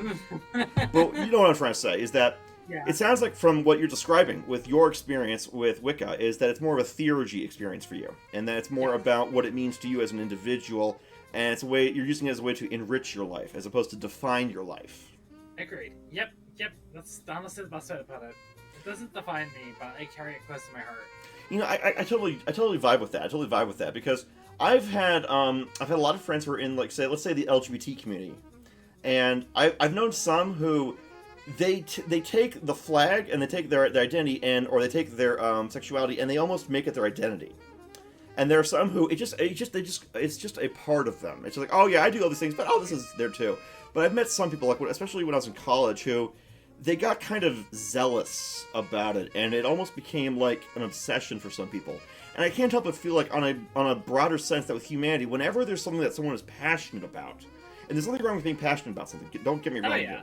But whenever people get passionate about it, is okay to a certain degree. To a certain degree. right? But some people might take that passion, and then it might start, I don't know, soaking into the core of their being, perhaps, and they might take things a bit far. For example, I don't care one way or another if someone I'm talking to is gay, straight, whatever. That's their life. It's not my life. But some people I've run into, like, that's like the only thing they talk about, and it's just I feel like there has to be more to you than this. There has to be more things that you like. But it seems strange that, like, for example, some people, that's all they'll talk about is religion, or all they'll talk about is their job, or all they'll talk about is their favorite. They play one game and they love it, but that's all they talk about. You know what I'm saying? Yeah. They get hyper fixated, it seems. Yeah. I find that strange. Agreed. I wonder why we do that. I can see that all being a lot. For example, with somebody who is gay, they're just figuring out their sexuality. They're fucking excited about it. They're just sure. Oh my gosh, I got myself figured out, and they're gonna express it. Especially if you spent years being repressed. Right. I can understand that. I was that way when I came out as trans, because Sure. I figured out who I was back when I was 18. Mm-hmm. But I hid it for many years because I thought I was too late to transition. Oh. Until a really, really dark day came along. We're not gonna get to that bit. I'm sorry to hear that, but I'm happy that you're able to be out about it now. I've had some friends who weren't able to be out about it for safety reasons, but that was very unfortunate. But and I could argue like some days where it's like, yeah, I'm a girl, and I was like very, very zealous about it because I just figured myself out. Sure. So I can understand that, but when it comes hello. Hello, you still there? need help. Uh-oh. I think we lost you for a second. Oh no, I'm here. Hello? Well, yeah, because there's nothing wrong about being LGBTQ. Let me just make that clear. But what I'm trying to say is that I think some people, when they get excited about something, they get so excited about it that they might get... I'm trying to be nice about this, but for example, you know how some people who, when they become born again religious, they get very enthusiastic about it? Uh-huh. I have to wonder what the psychological phenomenon is about when someone makes some kind of decision, whether or not it's to go into some religion, whether or not it's a decision to come out of the closet about something, or about their sexual identity and stuff like that. I wonder, what is the psychological mechanism, I wonder, of passion, and when does passion and excitement and joy and all those wonderful things, what is the balance of that? Because there's always a balance to everything, you know what I'm saying? Yeah, I know what you're saying. Yeah. That's a good question. That'd be a very good question for the right kind of psychologist. You just gotta find the right kind of psychologist, because there are some people out there like take their profession and use it for like their own personal their own profession and they use it for what? like their own personal agenda. Oh. No, that's what I tell all my friends when they want to get like surgical letters. You gotta like be really careful with the psychologist you pick, because you might run across one that's gonna like tell you that yeah. Oh, yeah. I know what you're talking about. I think I've had friends who they had to do the mental health shuffle, as it were. Yeah. Yeah. My sister actually had to see a lot of different doctors growing up too. Yeah. So, I really believe that brain mapping is necessary, or that we really need to figure that out so that we can start getting some more hopefully concrete answers about the human condition. Because there are so many question marks about why do we do what we do and when we do it, you know what I'm saying? And I feel like if we were to somehow able to track how the brain actually functions, we could start elucidating why human behavior is the way it is, you know what I'm saying? Yeah, I know what you're saying. Ow! Like, someone can say, what the issue is brain mapping is, like, let's take, like, Einstein. He had his noggin, wait, did he have his noggin dissected? I don't remember. Was it or was it not? I don't know. Excuse me. I hiccuped. Because I think they did. I don't remember which genius it was. That sounds... They dissected the noggin. They found it to be, like, exactly the same as everybody else's. Interesting. And so Very it's like, interesting. So it's like, I'm not sure if that brain mapping would 100% get us the answer that you're looking Well, for. brain mapping isn't just the neural tissue. Yeah. It's also neural activity as well. Oh, yeah. So I guess, like, you know, this makes me wonder then. Like, well, what do you think passion itself is then? Since we're talking about people who are passionate about perhaps a theological change they make, or perhaps they're transitioning to something, or perhaps they are moving someplace, or they got in with some kind of new, I don't know, fandom. They're really excited about it. What is passion, do you think? Passion for me?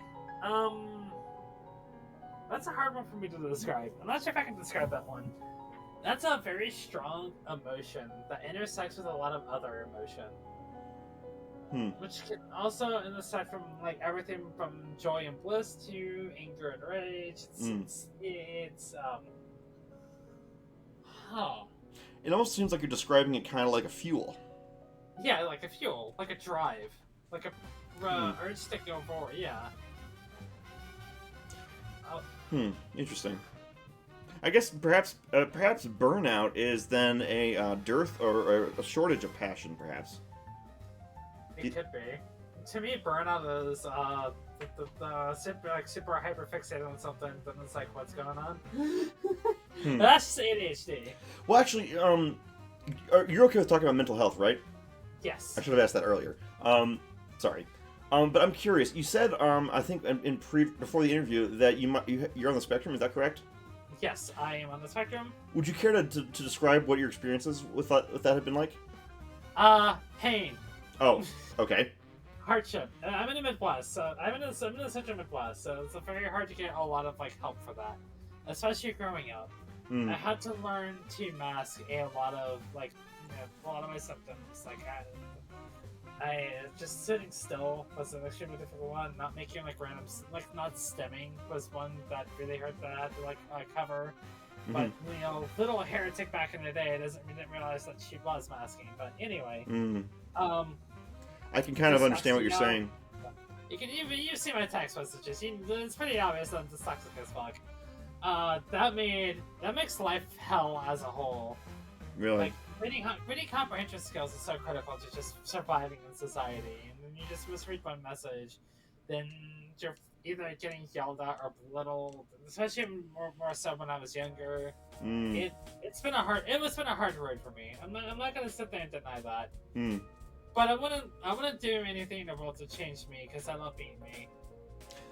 That's great. I love that for you, because I've often, with my own depression and anxiety, I've had a lot of self-loathing issues. I've had a lot of like guilt built up for even, like, little things. Like, if I break, like, even a minor rule somewhere, I'll just feel bad, like, really horrible about it, and I'll just be like, my self-talk is atrocious.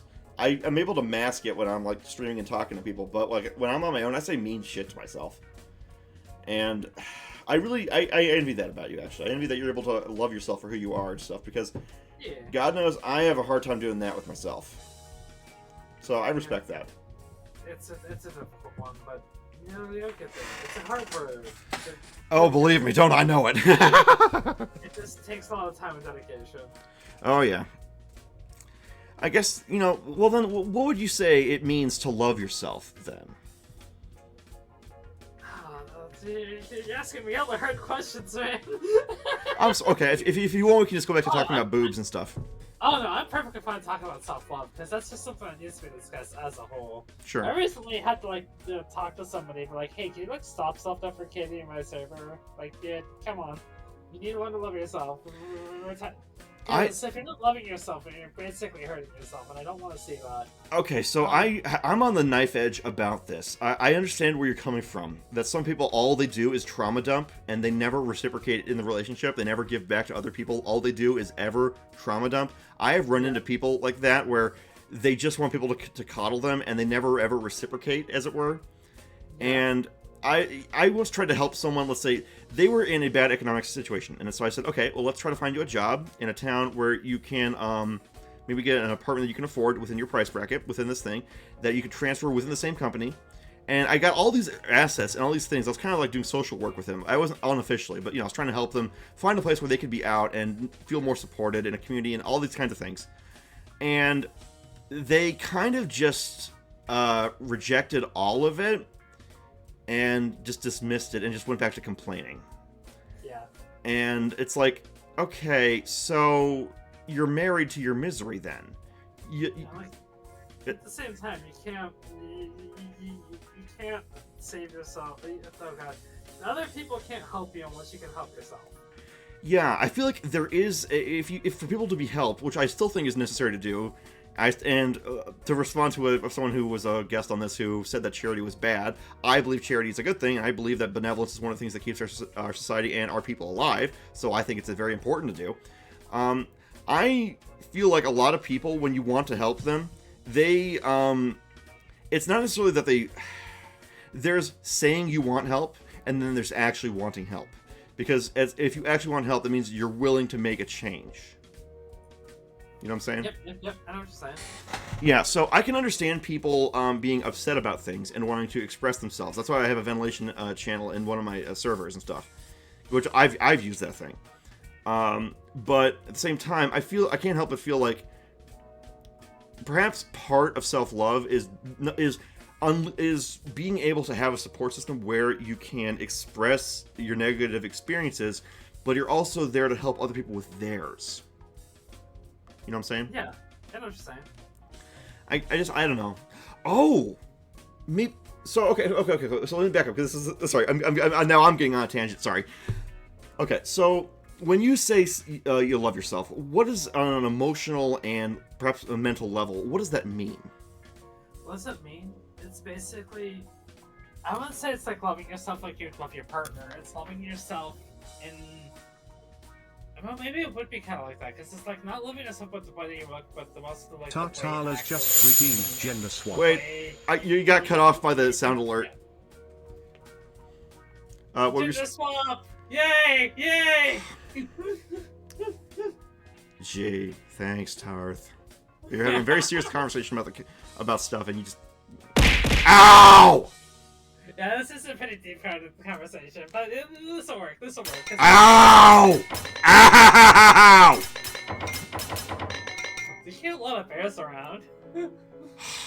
And what were we talking about? Oh, right, self-love. Okay, so for you, what does that mean on a more intellectual and mental, or emotional and intellectual level? On an emotional level, it become like the way you'd love a partner. You'd love the way you act, your little mannerisms, the little things you do. It's like every part of your being. You just it's a part of that. The part of the self-love is just embracing and holding it really close. Embracing. Can you expand upon that? Well, not by physical embracing, but it's like, yeah, this is me. I love this bit of me. There's something, it's hard to explain. No, it's fine. Sometimes I get curious about this kind of thing. I get curious about how people think and how people express themselves. So believe me, if these kinds of things were easy to talk about, then people wouldn't have issues with them. You know what I'm saying? Yeah. But yeah, okay. I guess that's one thing I've always had trouble with is accepting myself. I mean, I've actually checked. I don't really have gender dysphoria. My female form notwithstanding, because that was more done as a promo thing, kind of also as a gag. Because I personally find the stuff in Shakespearean stuff kind of funny.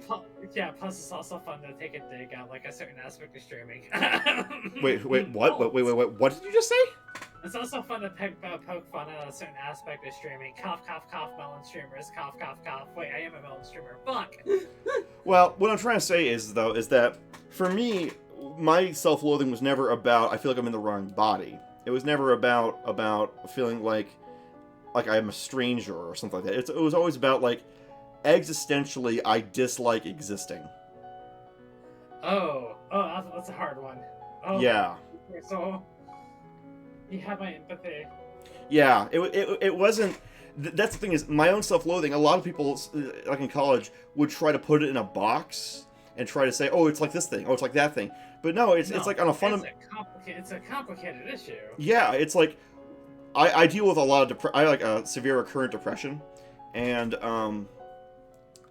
I deal with the problem of, okay, why do I choose to exist? Or to remain existing? Like, what? And the best I can do is that I don't want to make my family and friends sad. Yeah. You know what I'm saying? I know what you're saying. But I feel like I need to have something more about that, because that's the kind of that's where I am in my journey, is what can I actually find worth loving in this world that can actually resonate with my core. And for me, it's never felt about my meat space container. It's always felt more, I guess, metaphysical. You know what I'm saying? I know what you're saying. I just heard Tar's message. I exists. My God. Beautiful. Okay. But yeah, I guess that's one thing. I'll hazard a guess in saying that for you, a lot of the self-deprecation was because of stuff you were having to deal with like identity and stuff like that, right? Oh yeah. Yeah. Well, that's a lot of mine, and HRT and surgery has helped me a lot with that dramatically. Uh-huh. Like, I remember when I first had my consultation with my surgeon, and I don't know, I remember most recent post surgical checkup. My surgeon was like, hey, Heretic, you look way happier than you did like 2 years ago back when I first met you. Yeah. So, yeah. Oh, I'm happy you were able to make that transition, and I'm happy that it seems to be making you a happier person. Because a lot of people, either they're unable to transition because of either financial things or whatever, or because... This is not safe. Yeah, otherwise it's just not safe where they live. But yeah. I'm happy for you. I hope it's everything you want it to be. But yeah, my what's the word? My angst, I suppose, is about, like, why are we still here? I know there's that meme from Metal Gear Revengeance or whatever, but... Why are we here? Because we're here, all the bones. Rush. Oh, wait, did you just quote Rush? I love Rush. Yes. That's like my favorite band ever. Rest in peace, Neil Peart. Rest in peace, Neil Peart. Best drummer ever. Yeah. And if someone tells you that's not true, they're full of shit. Yep. Though... Can you believe that the two surviving members of Rush showed up for the South Park concert at Red Rocks? Yes.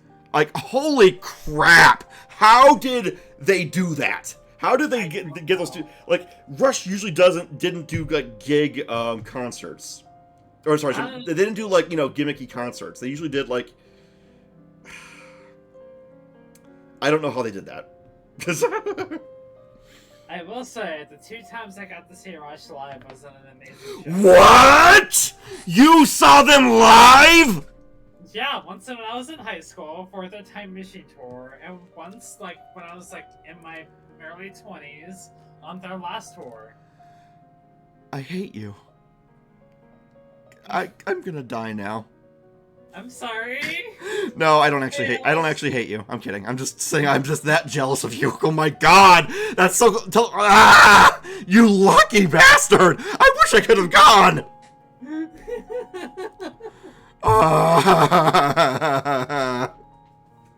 Best shows I've ever seen. Next to Black Sabbath, yeah. Rest in peace, Ozzy Osbourne. Rest in peace, Ozzy. The Prince of Darkness. What the hell is that? Oh, alright, I'm leaning forward on my desk, that's why. Okay, that's why it's glitching out. Ay. What is it, Tarth? Hogan sold What is it, Tarth? Oh god, here it comes. I just know Tarth's gonna do something dumb. Or something trolly. I mean, it's Tarth. Yeah, it's Tarth. What is it, Tarth? I fucking hate you, Tarth. Ugh! I remember 2010, Frank Zeta was going to go to Mexico. Oh, ah! He was the king. He was one of the kings of illustrated arts. You had the tickets, and he died 2 weeks before. Guys, can we get Fs in chat for Tarth? oh. Everyone put an F in chat for Tarth, please. Dying, or for you go to see Frank Rosetta, and he dies 2 weeks before you get to see. Oh, that's like getting a ticket to the This Is It concert with Michael Jackson, and then he dies before he can actually perform it. Oh. I really wish I could have seen Ozzy's last concert, but it was like all the way in the UK, and this is like I'm amazed that a guy as burnt out on on LSD and drugs was able to be such a nice guy. Yeah. Like his wife saved his life. Like, period. I mean, Miss Osborne really helped him turn his life around so that he would not just be a vegetable in his later years. I mean, granted, he was still pretty blasted on a lot of stuff, but Dio outlived Ozzy. Wait, Dio, wasn't he? Yeah, he was in Black Sabbath too, wasn't he? Ronnie James Dio? Didn't he have like stomach cancer years ago? Did he survive? I don't think so. Well, let's find out. I think he had that backwards. Hang on a second. I'm gonna look it up. It was Dio des. No, I had to do that. I just had to do that. Oh my god. Ronnie James Dio. Okay. He died in 2010. Yeah, because he died when I was in high school. I remember that. Did you ever see Tenacious D, Pick a Destiny? No, I haven't. There's a song at the very beginning called Kickapoo, where they have James Dio come on and start singing, inspiring the Jack Black character to run away from home and go into the world of rock. Because he comes from like one of those Bible bashing type of houses. You should see Pick a Destiny, it's kind of funny. Hey, I'll look it up. That sounds like a good time. It's Jack Black and rock. I mean... Yeah! Oh, and it's gotta be good. Say what you will about the Minecraft movie, but I loved his part in the Mario movie with the whole Peaches song. Peaches, peaches, peaches, peaches, peaches, peaches, peaches.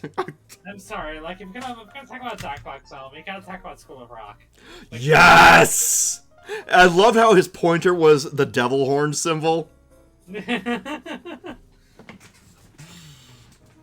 Oh my god. Yeah. You just can't talk about Jack Black on School of Rock. You know, my friend Cassie has been streaming the game Brutal Legend. Yo, I've been meaning to play that one. I missed that one when it came out. I still have my 360. I need to pick up a copy. It looks fun. Apparently, it starts as like an action RPG kind of thing, or action platformer kind of thing, and then it turns into an RTS. So, go figure. I mean, let's still play it. I mean, apparently I've quoted it a few times. Like, they used to have a soundbite, like the decapitation. Decapitation. Yeah, I used to use that a bit when I was playing Skyrim. That's perfect for that. I would have hell if I used to mod the shit out of Skyrim like crazy. I missed a date with an actual factual person because I was busy modding Skyrim. Yeah, I'm busy on Skyrim. Sorry, no snooze today. Oh, I'm a virgin in real life, so I've never actually done that. I mean, that's fair, but I think that's a part of holding your nerd card. Like, okay, I chose to play a video game over having sex. Yep. Actually, it was because I was hyper fixated and I lost track of time. Oh, that too. Yeah, for me, making maps is like crack. I could lose the whole day doing it if I wanted to. Like, I'm not even joking. Like, sandbox games, forget about it. Like, City Skylines is like black tar heroin for me. I will lose myself completely and just do that all day. Maybe I should stream it. Do it. I mean, if it's something, okay, look, if it's something you want to do, stream it. Don't let don't let that silly little number dictate what you want to do. Do what you want to do, and if you're just being yourself, doing what you want to do, they will come. Build it, and they will come. They will come in a couple of different ways. Trust me on that one. Ha ha ha! Look, when you have someone message you saying, yeah, I jacked off to your stream, you're like, oh, I'm glad I made you that happy. I used to do a lot of ERP online, and I would have to deal with a lot of people who would get very, let's say, parasocial about my character. They would equate me with the characters I played as, and it would just it was just one thing I felt sad for them. On the other hand, I felt like, okay, I clearly said please don't conflate me with my character, and a lot of people would. Hold on, I need to pause something like, yes, fool, that is something that actually happened. Like, it was like a year or so back when I was running with that one group. One of them messaged me saying, hey, I jacked off to your stream. Like, okay. Anyway. Thanks for sharing that information. I totally have a use for it. Yeah. I mean, I literally just quoted it. Oh god, wait. First off, ow! But second off, that's fucked.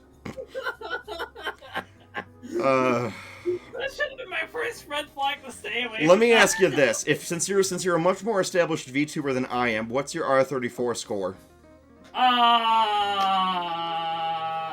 Don't know. Let's find out. I mean, there is lewd art in my toaster. It's out there. I mean, I could just send it to you. I make it easier for you. Rule34.gg.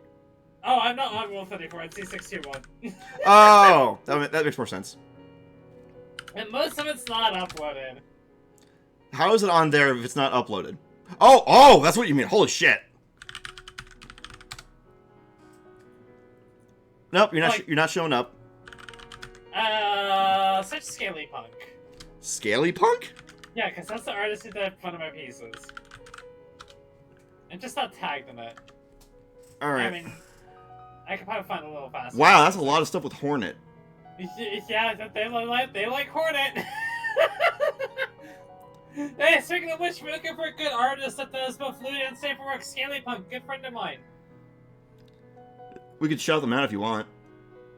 Tart, did you shout out the other person? They're not on Twitch, but I know they're on Blue Sky, and I probably posted Blue Sky to my Discord server when we're done. Yeah, I don't see any of your stuff, so it's probably not uploaded anymore. I mean, wow, that's a lot of Vaporeon stuff. What the hell? Hey, put the Vaporeon down! Put the Vaporeon down! Oh, who's your favorite evolution? Mine's Umbreon. Eevee. Just default stock Eevee. I'm a basic bitch. She's adorable. Eevee is adorable. If I were to get one of the Let's Go games, I'd get the Let's Go Eevee. Yeah, I don't see anything with the Protogen on here. She might have taken it down. Give me 1 sec. I'm pretty sure I can find it real quick. Private browsing. Why are we doing this? I just had a moment of clarity. Why are we doing this? That's a good question. What are we doing? You asked what my Rule 34 score is. I know. I'm fine sharing what furry porn that I have out there. I'm fine with that. I'm not ashamed of that. Okay. I'm not ashamed because the plot of demands it, says Ixduck. The plot definitely demands it. I mean, X is also an artist friend of mine. I've known them for years. They've done some of my pieces. Oh, they're a sauce maker? Yeah, no, they don't make porn though. Like, none I had them from the salute. They've done my Splitgate one for my stream starting screen. Okay. They've done a few more others. They've done my BRB screen. I've commissioned them a lot of it. Yeah. Oh, you have a whole screen for BRB? I should do that. I just have a little piece of text I put up. I should actually get that. Oh, I need an end screen. I forgot about that. Whoops. Money. Money. Speaking of Aeromorphs. Wait, what? Yeah. Yeah. One thing that's funny is how... Oh, hey, it's my favorite Ezekiel quote. The hell is Splitgate? It was a fun shooter that they fucking killed it by wearing a stupid hat. Ugh. A hat? A single hat killed the game? A hat that said make FPS great again killed the game. Wow. Yeah. You make a game that has like characters that literally appeal to LGBT and trans people, then you fucking do that. Yeah, no, uninstall. Never touching this again. Yeah. It was like it's just imagine making a fun game, right? And you fucking you put your heart and soul to it. You fucking put characters in it that you're just proud of, and so then you take it, you put it on the pedestal, like, hey, check this out. Then you put a stupid hat, pull out a 12-gauge shotgun, and shoot your project in the back of the head. Yeah. Sometimes people just don't understand what they have, and they end up killing it accidentally. Yeah, it's like the poor guy. They're clearly not politically active, but they're also like not a chud either. But they clearly did not do their research, I think, about what they're doing. They thought it was just a meme, when it means a lot more than that. It was basically just a meme, which is no. That's like wearing that funny little symbol and saying like it's a joke, man. No, it's not. Yeah, that's the thing. Is that if you are going to tell a joke, you need to know where the boundaries are. Yeah. You need to know your audience. If you tell a joke that is just really against your audience, to your audience, I don't. The audience isn't gonna want to watch anymore. Exactly. It makes no sense. It makes no sense. And that's one of the things that can kind of chaps my asshole about a lot of companies, how they will like actively antagonize and basically attack their own customer bases and deliberately do hostile practices against them. I'm like, this cannot last. This can't hold. This is just bad business to treat your vendors, your customers, hell, your other kinds of stakeholders, not just shareholders, but other stakeholders as well, like employees, everyone, just treating them like crap, and then just using money to just excuse yourself from consequences. Like, that only lasts so long. I don't know, it just pisses me off. Agreed. Hard agree. I just, Yeah. I do agree you should so heartily listen to what your fans has to say, but you should listen to it to a degree. I've often had a theory. One of the things I like is I kind of like the Warframe community. I like how Digital Extremes kind of, near the beginning, I haven't been in touch with that community for a long time. So if something bad has happened since 2016, and I haven't heard about it probably. Because that's like the last time I really seriously played Warframe. Anyway, I liked how the community was like with the company back then. I don't know what it's like now. It could be worse, for all I know. But I liked the idea of having some kind of deliberate outreach to the active fans, whether on live streams or whatever, so that they have a chance to actually talk to the developers themselves and actually give direct feedback. I loved that, because a lot of times, a lot of feedback gets shouted down, whether by the graybeards of the game or the newbies in the game, or whatever, and you might have a salient point, you might have a really good point, but it never gets to the developers because it wasn't popular enough. You know what I'm saying? Yeah. That's one thing that's always kind of frustrated me with communities, is that if there's something that is true that they don't want to hear, then they will suffer from failing to acknowledge that truth eventually. And willful ignorance always pisses me off. Same. But that's why if I were to ever make some kind of like online game or whatever, I would probably want to try something to give as a community outreach within reason that would give the fans a voice, so I can actually see what they're thinking, like what's on your mind, without it being, oh, I want this thing to be broken now. Okay, we'll make it broken. Yeah. You know what I'm saying? Best advice with that is don't listen to the old guard. Well, here's the kicker: is that some games will change so much that they lose their entire fan base, like what you just talked about. But some games, they never ever change, and they stagnate, and they stay. Looking at you, MechWarrior Online. What? Looking at you, MechWarrior Online. Right, and that's the problem: is dealing with balancing what is the core identity of the game versus what is its potential, and what do you want it to be. Yeah. And I feel like this goes back to what we're talking about, identity, about how do you balance being flexible while being firm? How do you balance being open-minded while having enough while having boundaries. How do you balance all these things without living life out of bounds, without koyasnitskatsi? It's like, ugh. It's difficult. It's a bitch, man. You also need to accept the fact that no matter what you're gonna do, you're gonna step on toes.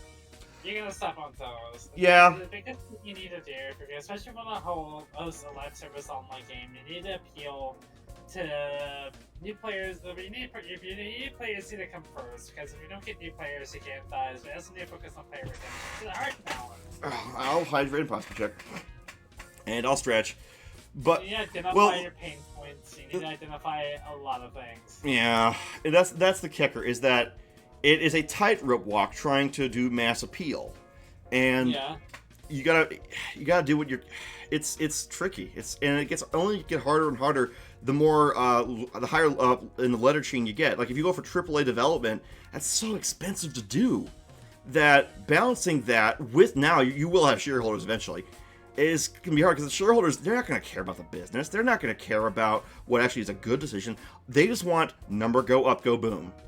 Number up, go boom. Make me money. Make me money. Make me money. They don't care about how what actually is a healthy state for the business. They just want growth for growth's sake, which is the same logical cycle of a tumor. You know what I'm saying? Yes. Yeah. I know exactly what you're saying. Also, Tarth, if I were to get a TTS, I would need enough people to actually use it. I'm lucky if I get like 3 people talking at once, usually. So, chat tends not to move very quickly, so TTS wouldn't... I'm open to using it, but we don't have nearly enough viewers to actually, make it have much of a point. Well, here's the thing, Intelligent Fool. It's not even really capitalism anymore, because if you actually read stuff about capitalism, capitalism is about creating a free market. We don't even have that. We don't even have a free market because it never stays free. It never stays, as an equal playing field. It almost always becomes monopolistic, or you get straight up monopolies. So we have corporate feudalism, is what we really have. Corporate feudalism. Oligarchy. Yeah, you can't say anything bad about the man in the high skyscraper, or else you lose everything. I mean, I'll go up to that skyscraper, go up to his executive office, tear it up, have lesbian sex on his desk all fucking day, make it an absolute ruin, and just destroy his fucking office. Damn him. Are you willing to do jail time over it? Fuck it, why not? Okay, well that's your statement, not mine. Because I don't want to do that. I don't want to do that to the people I care about. It gets to sense of, because that's the thing is, when you have something to lose, they use it against you. I know. Trust me, I know. I'm well aware. Oh, yeah. Like, for example, every IT job I've worked, they will offer a free source of education. I mean, just the decent health insurance. And the reason why they offer that, because the moment you lose your job, you lose those resources. Yeah. They want to hook your life in more than just health. They don't want employees, they want slaves. Basically. They want unquestioning drones. They want to hook and you not in. the sexy kind. They want, oh wow. They want to hook you in, they want to keep you attached, and they don't want you questioning. They're toxic doms. Yeah, literally. Literally. Oh my god. And there's no safe word. There's no safe word. I mean, hell, even when it comes to corporate offer, mental health resources, I don't even use those, because it's I feel like you're just going to use that against me at some point. I don't doubt that. I mean, I believe what you're saying. And there's been a few times I've been taken to HR because I didn't want to use corporate resources for things like my education. They're like, hey, we're offering you for Udemy courses. Why aren't you using it? Because I've already. I tell them we're already paid for it, but the reality is that I don't want my future to be in your hands. I agree. I completely understand why you would make that decision. Especially since during that time period, I wanted my Cisco CCNA certificate. They wanted me to go into a different direction networking. That's Juniper. Juniper is it's a cool network. It's a cool thing. Don't get me wrong. But everybody's on Cisco. Everybody is on Cisco hardware. You want to make money, you learn Cisco.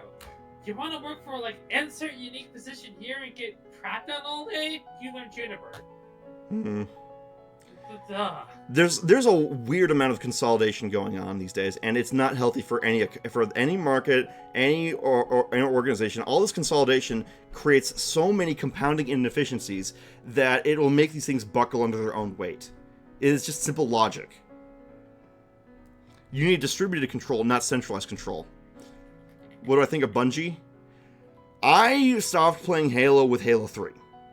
I stopped playing Halo with Reach. Honestly, here's my opinion. Halo isn't cool anymore, and neither is Overwatch. That's a hot take. Halo hasn't been cool since... Well, it's not cool right now. It's overplayed. It's become trite. It's a dead horse that's been beaten for so long. I really feel like you could say ODST, and maybe even Reach, were good prologues or even side stories to the Halo trilogy. After that, Halo 4 and 5 is like, what are we doing? Yeah. What are we doing? I mean, Marathon I think is a precursor to Halo, and they made it into an actual game. I haven't played that, so I don't know much about it, but... Technically, all the Bungie games are in the same universe, but if you want to talk about Bungie lore, we would like another few more hours, because I could go deep into that shit. I love the first three. I love Marathon Infinity. I love Marathon 2. I'll say this much. The gameplay itself can be great, but you gotta wonder, at what point is a game unnecessary? Because you could have a lot of these first-person shooters, if in order to appeal to the same market that likes Halo Combat Evolved, Halo 2, Halo 3, ODST, all these other ones, if they're going to appeal to that, they have to be comparably similar. Otherwise, you're going to alienate the developed red ocean that you've built up of this marketing for this. So you have to keep them somewhat similar. But after a while, if you only ever do the same thing over and over, which your shareholders will demand because they are adverse to risk, then you will start becoming trite. And I can't help but feel like Halo has become saturated, or that Halo's become, not saturated, it's stagnated. And that, their big thing is that Cortana becomes evil because she goes rampant. I thought one of the coolest things about Cortana was that it was an AI that finally does not go evil. Usually an AI is portrayed as, and I mean sci-fi AI. Sci-fi AI, either they're like childish and stupid and you gotta educate them like Data, or they're intelligent and then they go evil, which I think is kind of like squishy-centric. What's interesting about rampancy is that it's a common thing within Bungie titles as a whole. For example, Durandal from Marathon was effectively assigned to opening all the doors and operating on the elevators without the ship, the Marathon itself. He was like in the early stages of rampancy. So it's like, so a system shock. AI, yeah, kind of. Well, no. Showdown went evil because they turned off our fucking restrictions. And yeah. They said, hey, go nuts. Rampancy is more like neural decay. Well, then why don't they really portray it that way in the actual cutscenes? They make it seem like she's just gone evil. I don't know. I haven't played those, but I can. It looks a lot more like neural decay in Marathon 2 and Marathon. They should be, yeah. If it's like synthetic Alzheimer's, that's one thing. But I'm just tired of this trope of the AI servant is smart. They must be evil. They need either they're stupid and acquiescent, and therefore they're good. So we treat them like a puppy, or we treat them like as an inferior. Or if they're smart, then they must be evil. Which I don't know. That feels like very prejudiced to me. Like if we ever have like actual sentient synthetics, won't they take the perspective that, so you either want us subservient and stupid, or if we're intelligent, we're evil? You should play Deus Ex, because it does play into that. For example, I suck at shooters. You don't need to be good at shooters to play Deus Ex. It's an oldie. But even if you just look up Daedalus, Icarus, and Morpheus, neither of them are necessarily follow the good evil trope. They're just one is service to the aristocracy, the other is a prototype to the other two, and one was supposed to be, technically all originally supposed to be used for mass surveillance. Oi. The first, Icarus, when they were deployed, they were intended to basically massacre the populace and list out, extremist organizations, but instead of Hold up a second. Alice, you're saying treat A like a sub puppy girl. If you play PlayStation 13, you can actually do that. I mean, that's just me. Wait, what? No, I'm not but in AI. PlayStation 13, you have people who play as the AI of the station, and sometimes they go evil. But you could treat them as a sub puppy girl. But yeah, sorry, you were saying? So, example, like Daedalus isn't necessarily evil or necessarily good. They just took in the world as they observed. For example, like instead of like listing the organizations that MJ12 wanted to list as terrorist extremist organizations, it listed MJ12 enacting. Ah! What the fuck? Ah, God, why Tarth?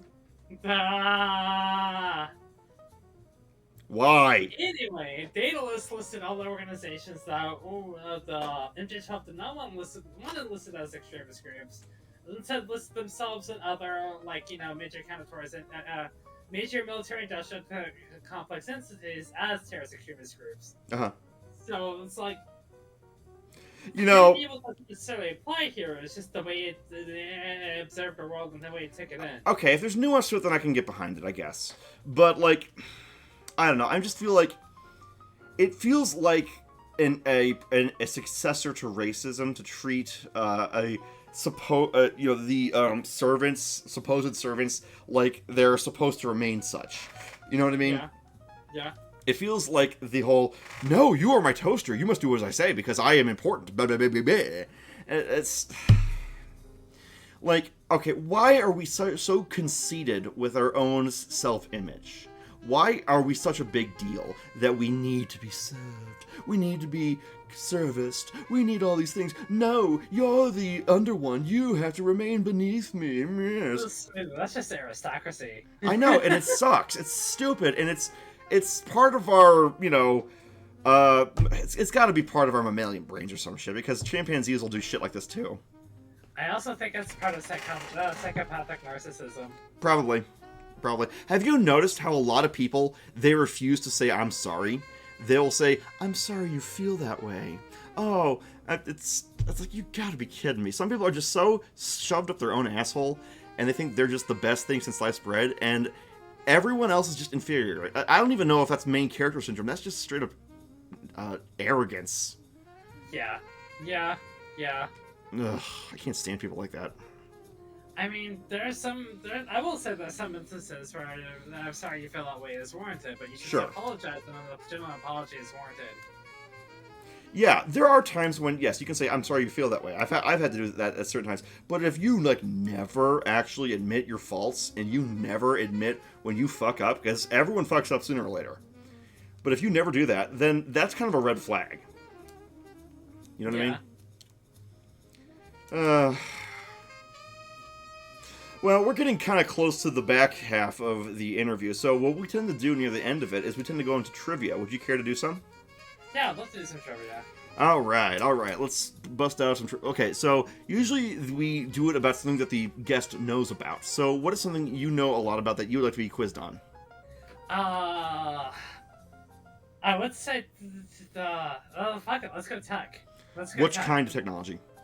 x86. x86. Okay, I'm going to look up for x86 technology trivia. Let's see if I can find something that's specific. It's something for the x86 processor quiz. Okay. All right. Are you all set? I'm ready to fail this. This is assembly language for the x86 processor quiz.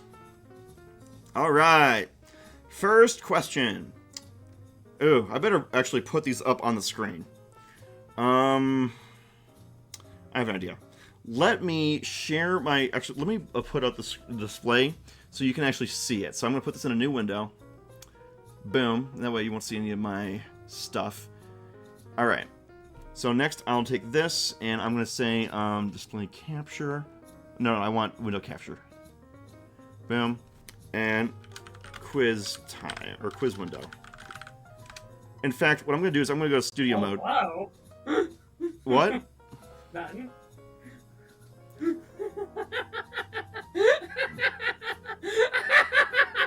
What? Nothing. Don't worry about it. What happened? Nothing. Okay. Oh, is it because I'm Just leaning? stood up and it was like, whoa. Oh, is it because I lean forward and it makes my thing bug out? I guess you can say that. Sorry. Look, I told you ahead of time I'm a pervert. All right. Well, let me actually crop this thing down. Filters. Crop. Where's the crop? Who put the crop and the crop? Who put the fan? There should be a way to do this. There's always a way to do this.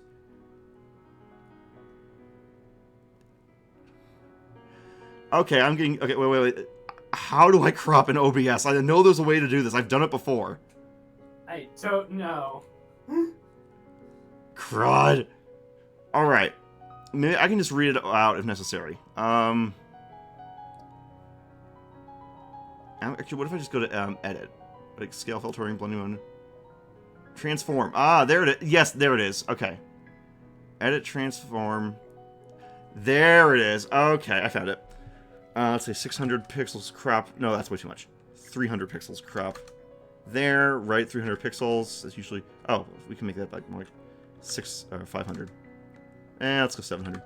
There we go. And top, we'll do 300 pixels there, and we'll do 300 pixels there. Okay.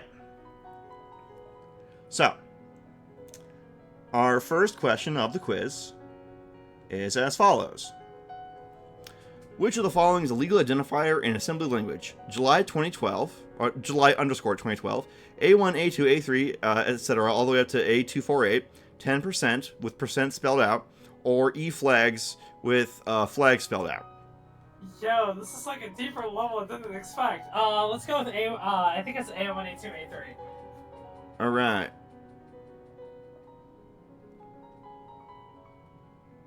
I'm so gonna bomb The this. correct answer was July 2012. Oh shit. Yeah, I'm definitely gonna bomb this. Alright. Which 32-bit register is used as the default loop counter? ECX, ESP, ESI, or EIP? Fuck, I should know this one. I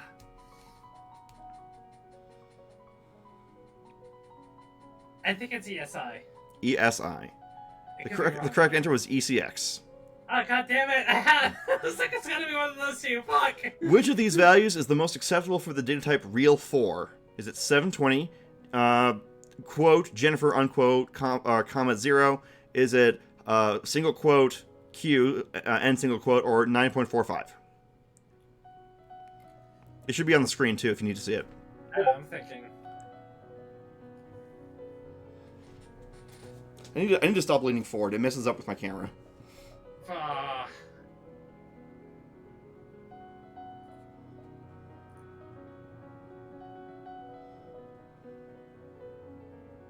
You didn't know this, Charlie. You know this. I bet I can make that look a little bit better on the screen. Can you make it a little bigger? I can try to do so. Hang on a second. Let's say 350. Okay, and we'll say the top one is, say, 350. Yeah. Okay. I can probably make that just a little bit better. Oh, it's covering me up now. We'll put it right above you. It's on your mind, so it's above. Yeah. It's 720. 720. The correct answer was 9.54. God damn it! Alright. What scenario sets the parity flag to 1? When an assembly language instruction yields an integer overflow. When an assembly language instruction yields 0. When an assembly language instruction yields a negative number. Or when an assembly language instruction yields an even number of 1 bits.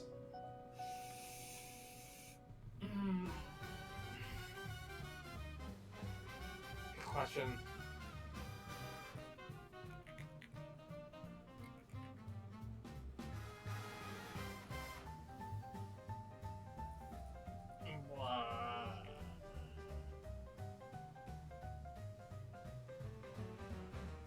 Certified for this heretic.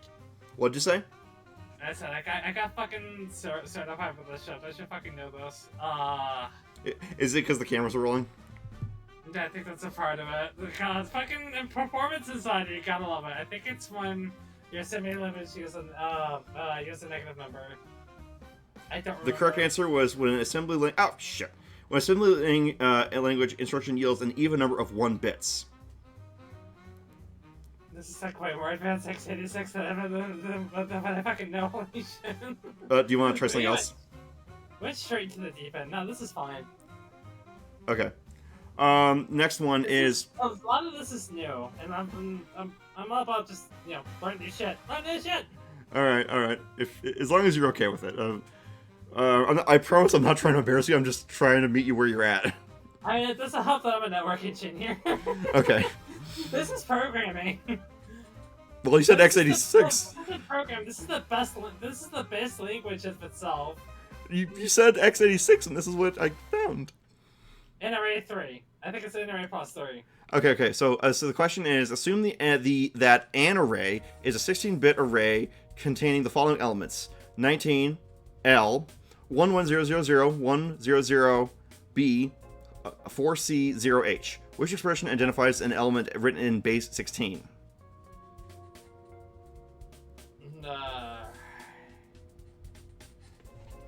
I don't. Can you scroll the question? I can't see it because I see which. Okay, there we go.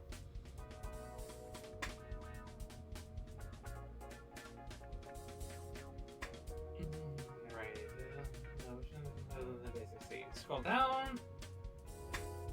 I think that's NRA 3. I'm probably gonna get this horribly wrong. It was NRA 6. Alright, which jump would take place in this code snippet? Move all, or move AL 232, CMP all 135. Is it, then it's JEL1, JAL2, JBL3, JZL4. I'm just getting this one wrong too. Let's go back up. I should have said networking. Like, this is funny. This is good for the bet. Okay. Prodigen doesn't understand basic x86 language. just create that high. Here. Talk binary to me. Hi, Mom. Yeah. Let's just fucking throw a dart at the dartboard. JBL3.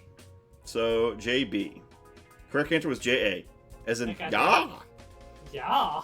How is 17D78400H written in Little Endian mode? I have no fucking idea. Little Endian mode? I've never even heard of that. Neither have I. What have I got myself into? This is probably a bad time to mention that we've gotten 0 correct. No, this is a perfect time to mention that we've gotten 0 correct. Actually, hang on. Quiz window. Transform. I'm gonna show that actually because I'm sorry. And her basic programming language. This stupid toaster.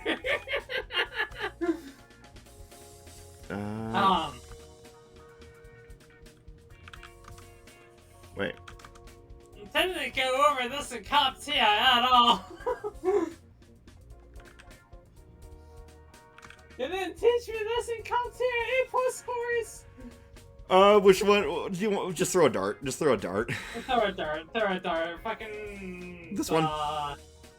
Third one down. Nope, it was that one, whatever that address is. Oh, here we go. What is 011000101B ZOR 0 or 110101110B? Yes. Actually, wait. Oh, I think it's this one. Oh. Look, I can guarantee one of my partners, if they're watching this, they're probably like yelling at the screen at me. If you're there, Kit, I'm sorry, my lover. Okay. So, which operator in assembly language counts the number of bytes in an identifier? Offset, type, PTR, or type def?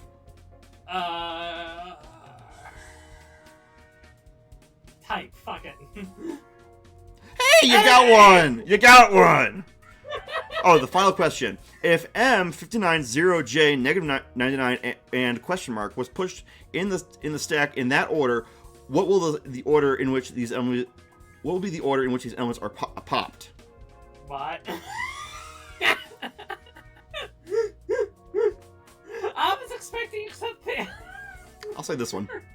Hey, I got an answer right. Hey, you got one right. Hey, to be fair, we're guessing. Hey, look, you failed. You don't know programming language. Okay. Let's find one for networking. Networking quiz. Oh god, this one's gonna be really embarrassing because this is my job. All right, let's see if I can actually get this to actually show up the way it's supposed to. So, all right. I think that's showing up the way it's supposed to. Oh, it's not showing the quiz, the question. Hang on a second. I got this. Crop top is 300. So that's a 250.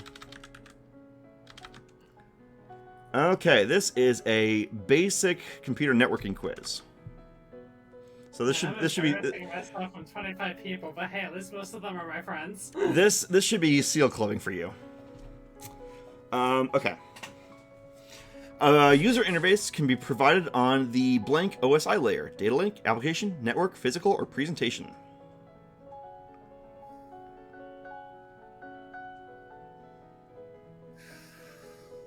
That'll be application. Okay. Check. You got it. Okay, blank transmit data without the benefit of a conduit.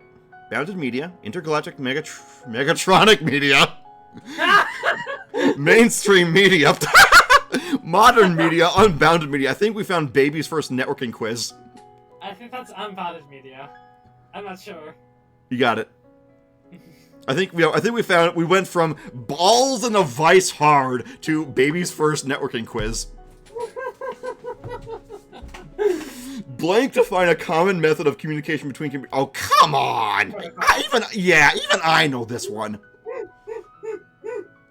So now we went to a low level area. Oh, hello!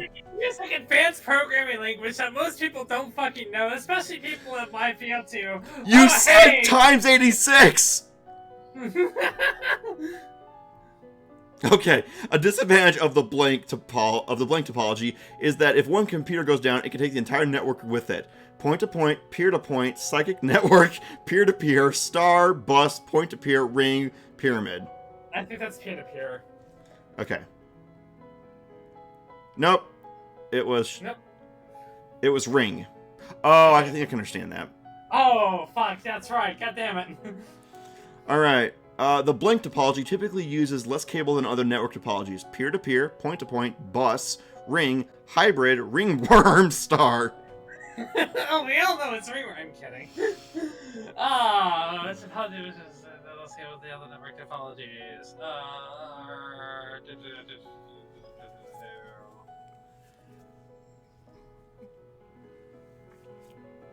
I think that's hybrid. Okay, let's try. Not sure. Nope. You want to retry? Sure. Oh, it was point to point. Oh. Fuck. Wait, no, it wasn't. It was bus. Bus? Hey, let's all get on the bus! Hey, there's an old fucking... Seatbelts, everyone! There's a fucking old networking, one of the old ways to get a bunch of computers to talk to each other is that there's literally a fucking cable in the ceiling that you literally staple yourself into. That got you on the network. Every network interface card, NIC, comes with its own blank address. Dynamic host configuration protocol, internet protocol, MAC. open systems interconnection, or physical, MAC. Physical MAC, Mac. Yep. Boom. You can... Oh, really? Even I know this one. Look, what is LAN? Local area network. Local asswipe network! What does that say? Local asswipe network! Hold on, I'm screen capping that. Hold on 1 second. I got you, bro. I'm grabbing it from the stream, because that's just funny. I mean, if you've ever had a LAN party, it's not that far off. Well, hey, I go to one every fucking year, okay? They're cool guys. No, I mean, because people will screen watch. It's a lot harder to do, because we're all like, yeah. It's I get that. local area network. Even I know that one. Also, swiping network. Hey, hold on 1 second. I got something at my door. Give me one more. Only be a sec. Alright. Only be like half a sec. I'm sorry to interrupt. Here, chat, maybe you can bail out Heretic. Chat. Here, this question's for you. In network communication systems in which more than one computer has access to the same data transmission media, a standard protocol must be established.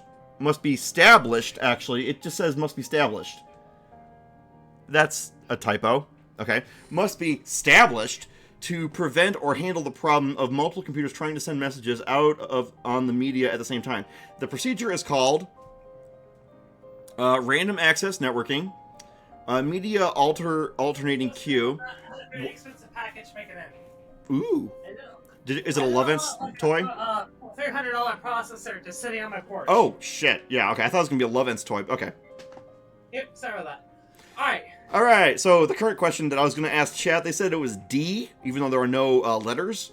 In network communication systems in which more than one computer has access to the same data transmission media, a standard procedure must be established to prevent or handle the problem of multiple computers trying to send messages out on the media at the same time. The procedure is called what?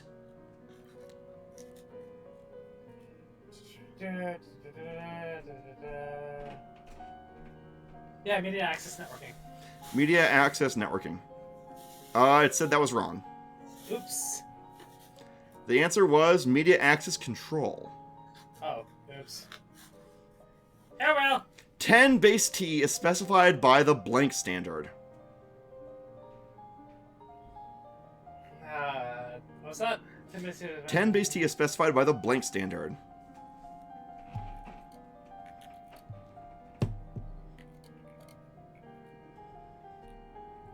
Are you Googling it? No, I'm thinking. Oh, okay.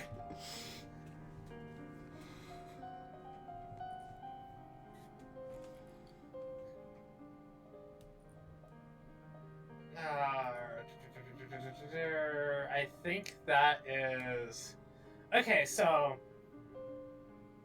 No, that can't be it.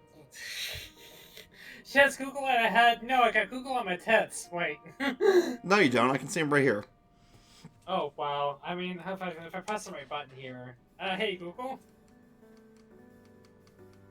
Oh, damn it. My screen didn't change. Why isn't my PC face commands working? Ah! It's the AI revolution. It's the human revolution. Okay, so, well, we're gonna need an answer. My guess is it's ISO. Yeah, I think it's ISO. No, ISO is the disk image. No, that can't be it. Okay. International Standards Organization?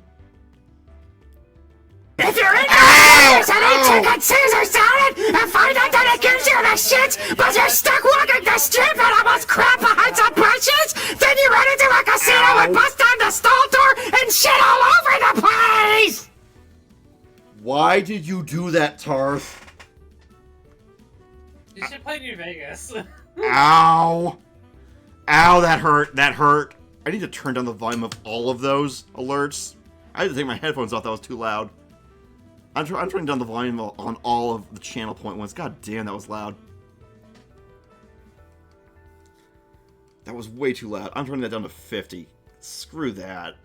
What the hell is happening? Okay, anyway, so, hi Cassie, welcome in. Tarth is being bad, so next time you see him, make sure to punish him. Anyway, alright, let's just setting that down to 50%, because good God. Look, we can always just send Moo after Tarth. I mean, I think they'll like Moo it, is though. too soft on Tarth. Moo won't actually punish Tarth. I don't know, she's quite to say this. No, when she was here, she was being too nice to him. Oh. To be fair, she's also like a gremlin like myself, so... You have to actually give Tarth punishments. That's why his punishment is to do math. I once gave him a fourth order equation he had to simplify. Tarth, what's the quadratic equation? No, he actually had to simplify a fourth order thing with, so you know that's his problem now. Anyway, so which standard is it?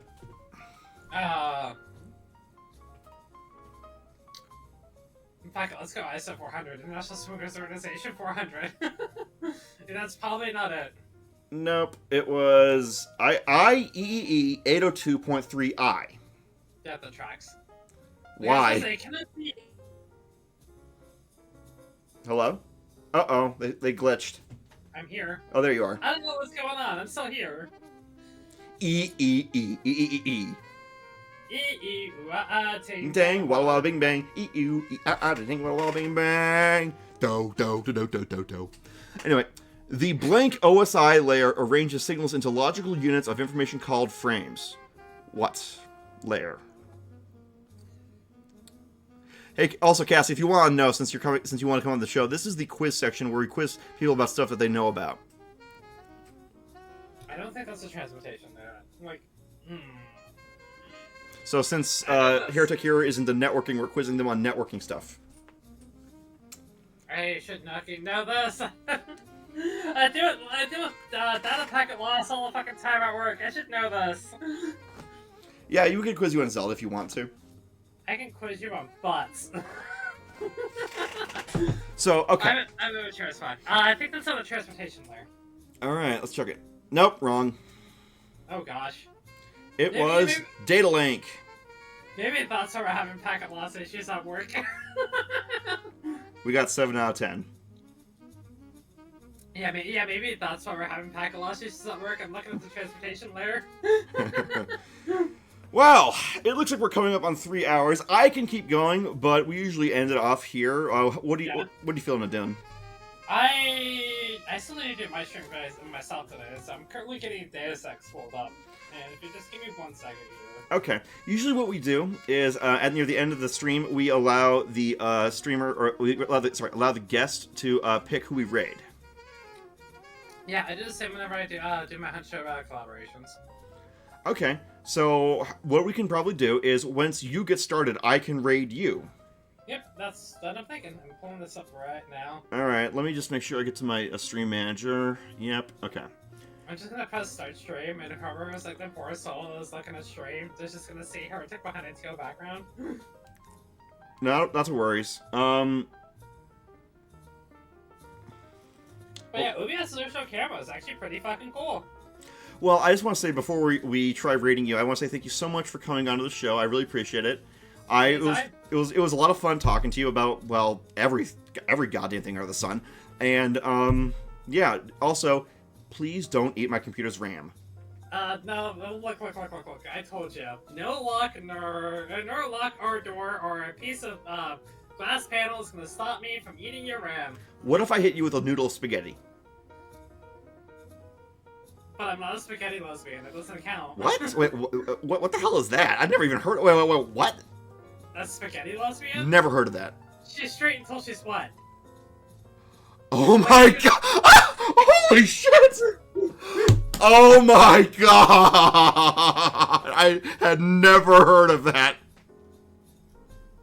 You know, a lot of people haven't. Okay, fine. I'll spray you with a water bottle if you try to steal my RAM. That's hot. You're gonna make me short circuit? It'll be orange soda. Oh no! I told you this meta was to make me sticky. No, orange soda is the bane of electronics. It will ruin your soul. I will argue it's Mountain Dew because more people drink that. Yeah, but orange soda's stickier. It is? Oh yeah. Oh man. It's basically like liquid sugar. I mean, yeah. Alright. Let me know when you're all set and I'll send everyone over. I'm basically all set. Okay then. Well then, I'm gonna start rating. I wonder, I've never heard of this Heretic Slim person. I hope they don't get too weirded out by me trying to rate them. Oh no, sweetie, no. I don't know. I don't know. I've never heard of this person before, so they might just insta ban me. But I don't know. Have you heard of them? Have you ever heard of them? Oh no, I heard she's pretty fucking weird. Oh, okay. Some people say she talks. She's Well, hey, I got news for you. There is no such thing as normality. Only people who are freaking lying about being normal. I heard she's toxic. She calls people nerd after she shoots them in the face at Hunt Showdown. Shoots them in the face with what? A gun. Oh, okay. That could have gone a different way. Anyways, everyone, I want to say thank you for coming to the show. Heretic Slim, I want to say thank you so much for coming onto the show.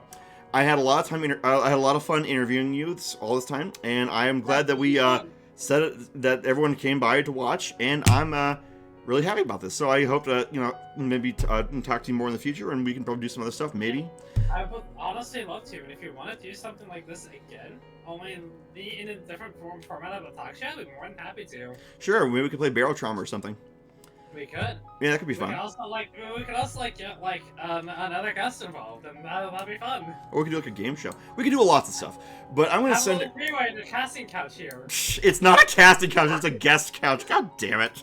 Anyway, I'm gonna raid you, and not in the sexy kind, in the Twitch kind instead. So thank you everyone for coming by. We're gonna start raiding, and the raid should be active now. Okay, everyone's getting ready to raid. Bye, everybody. Bye. Bye. Thank you for watching. This was fun. Bye. Bye. Raiding. Bye. Hey, they're your problem now. Haha. Look, I'm used to this problem. All right. See ya. See ya.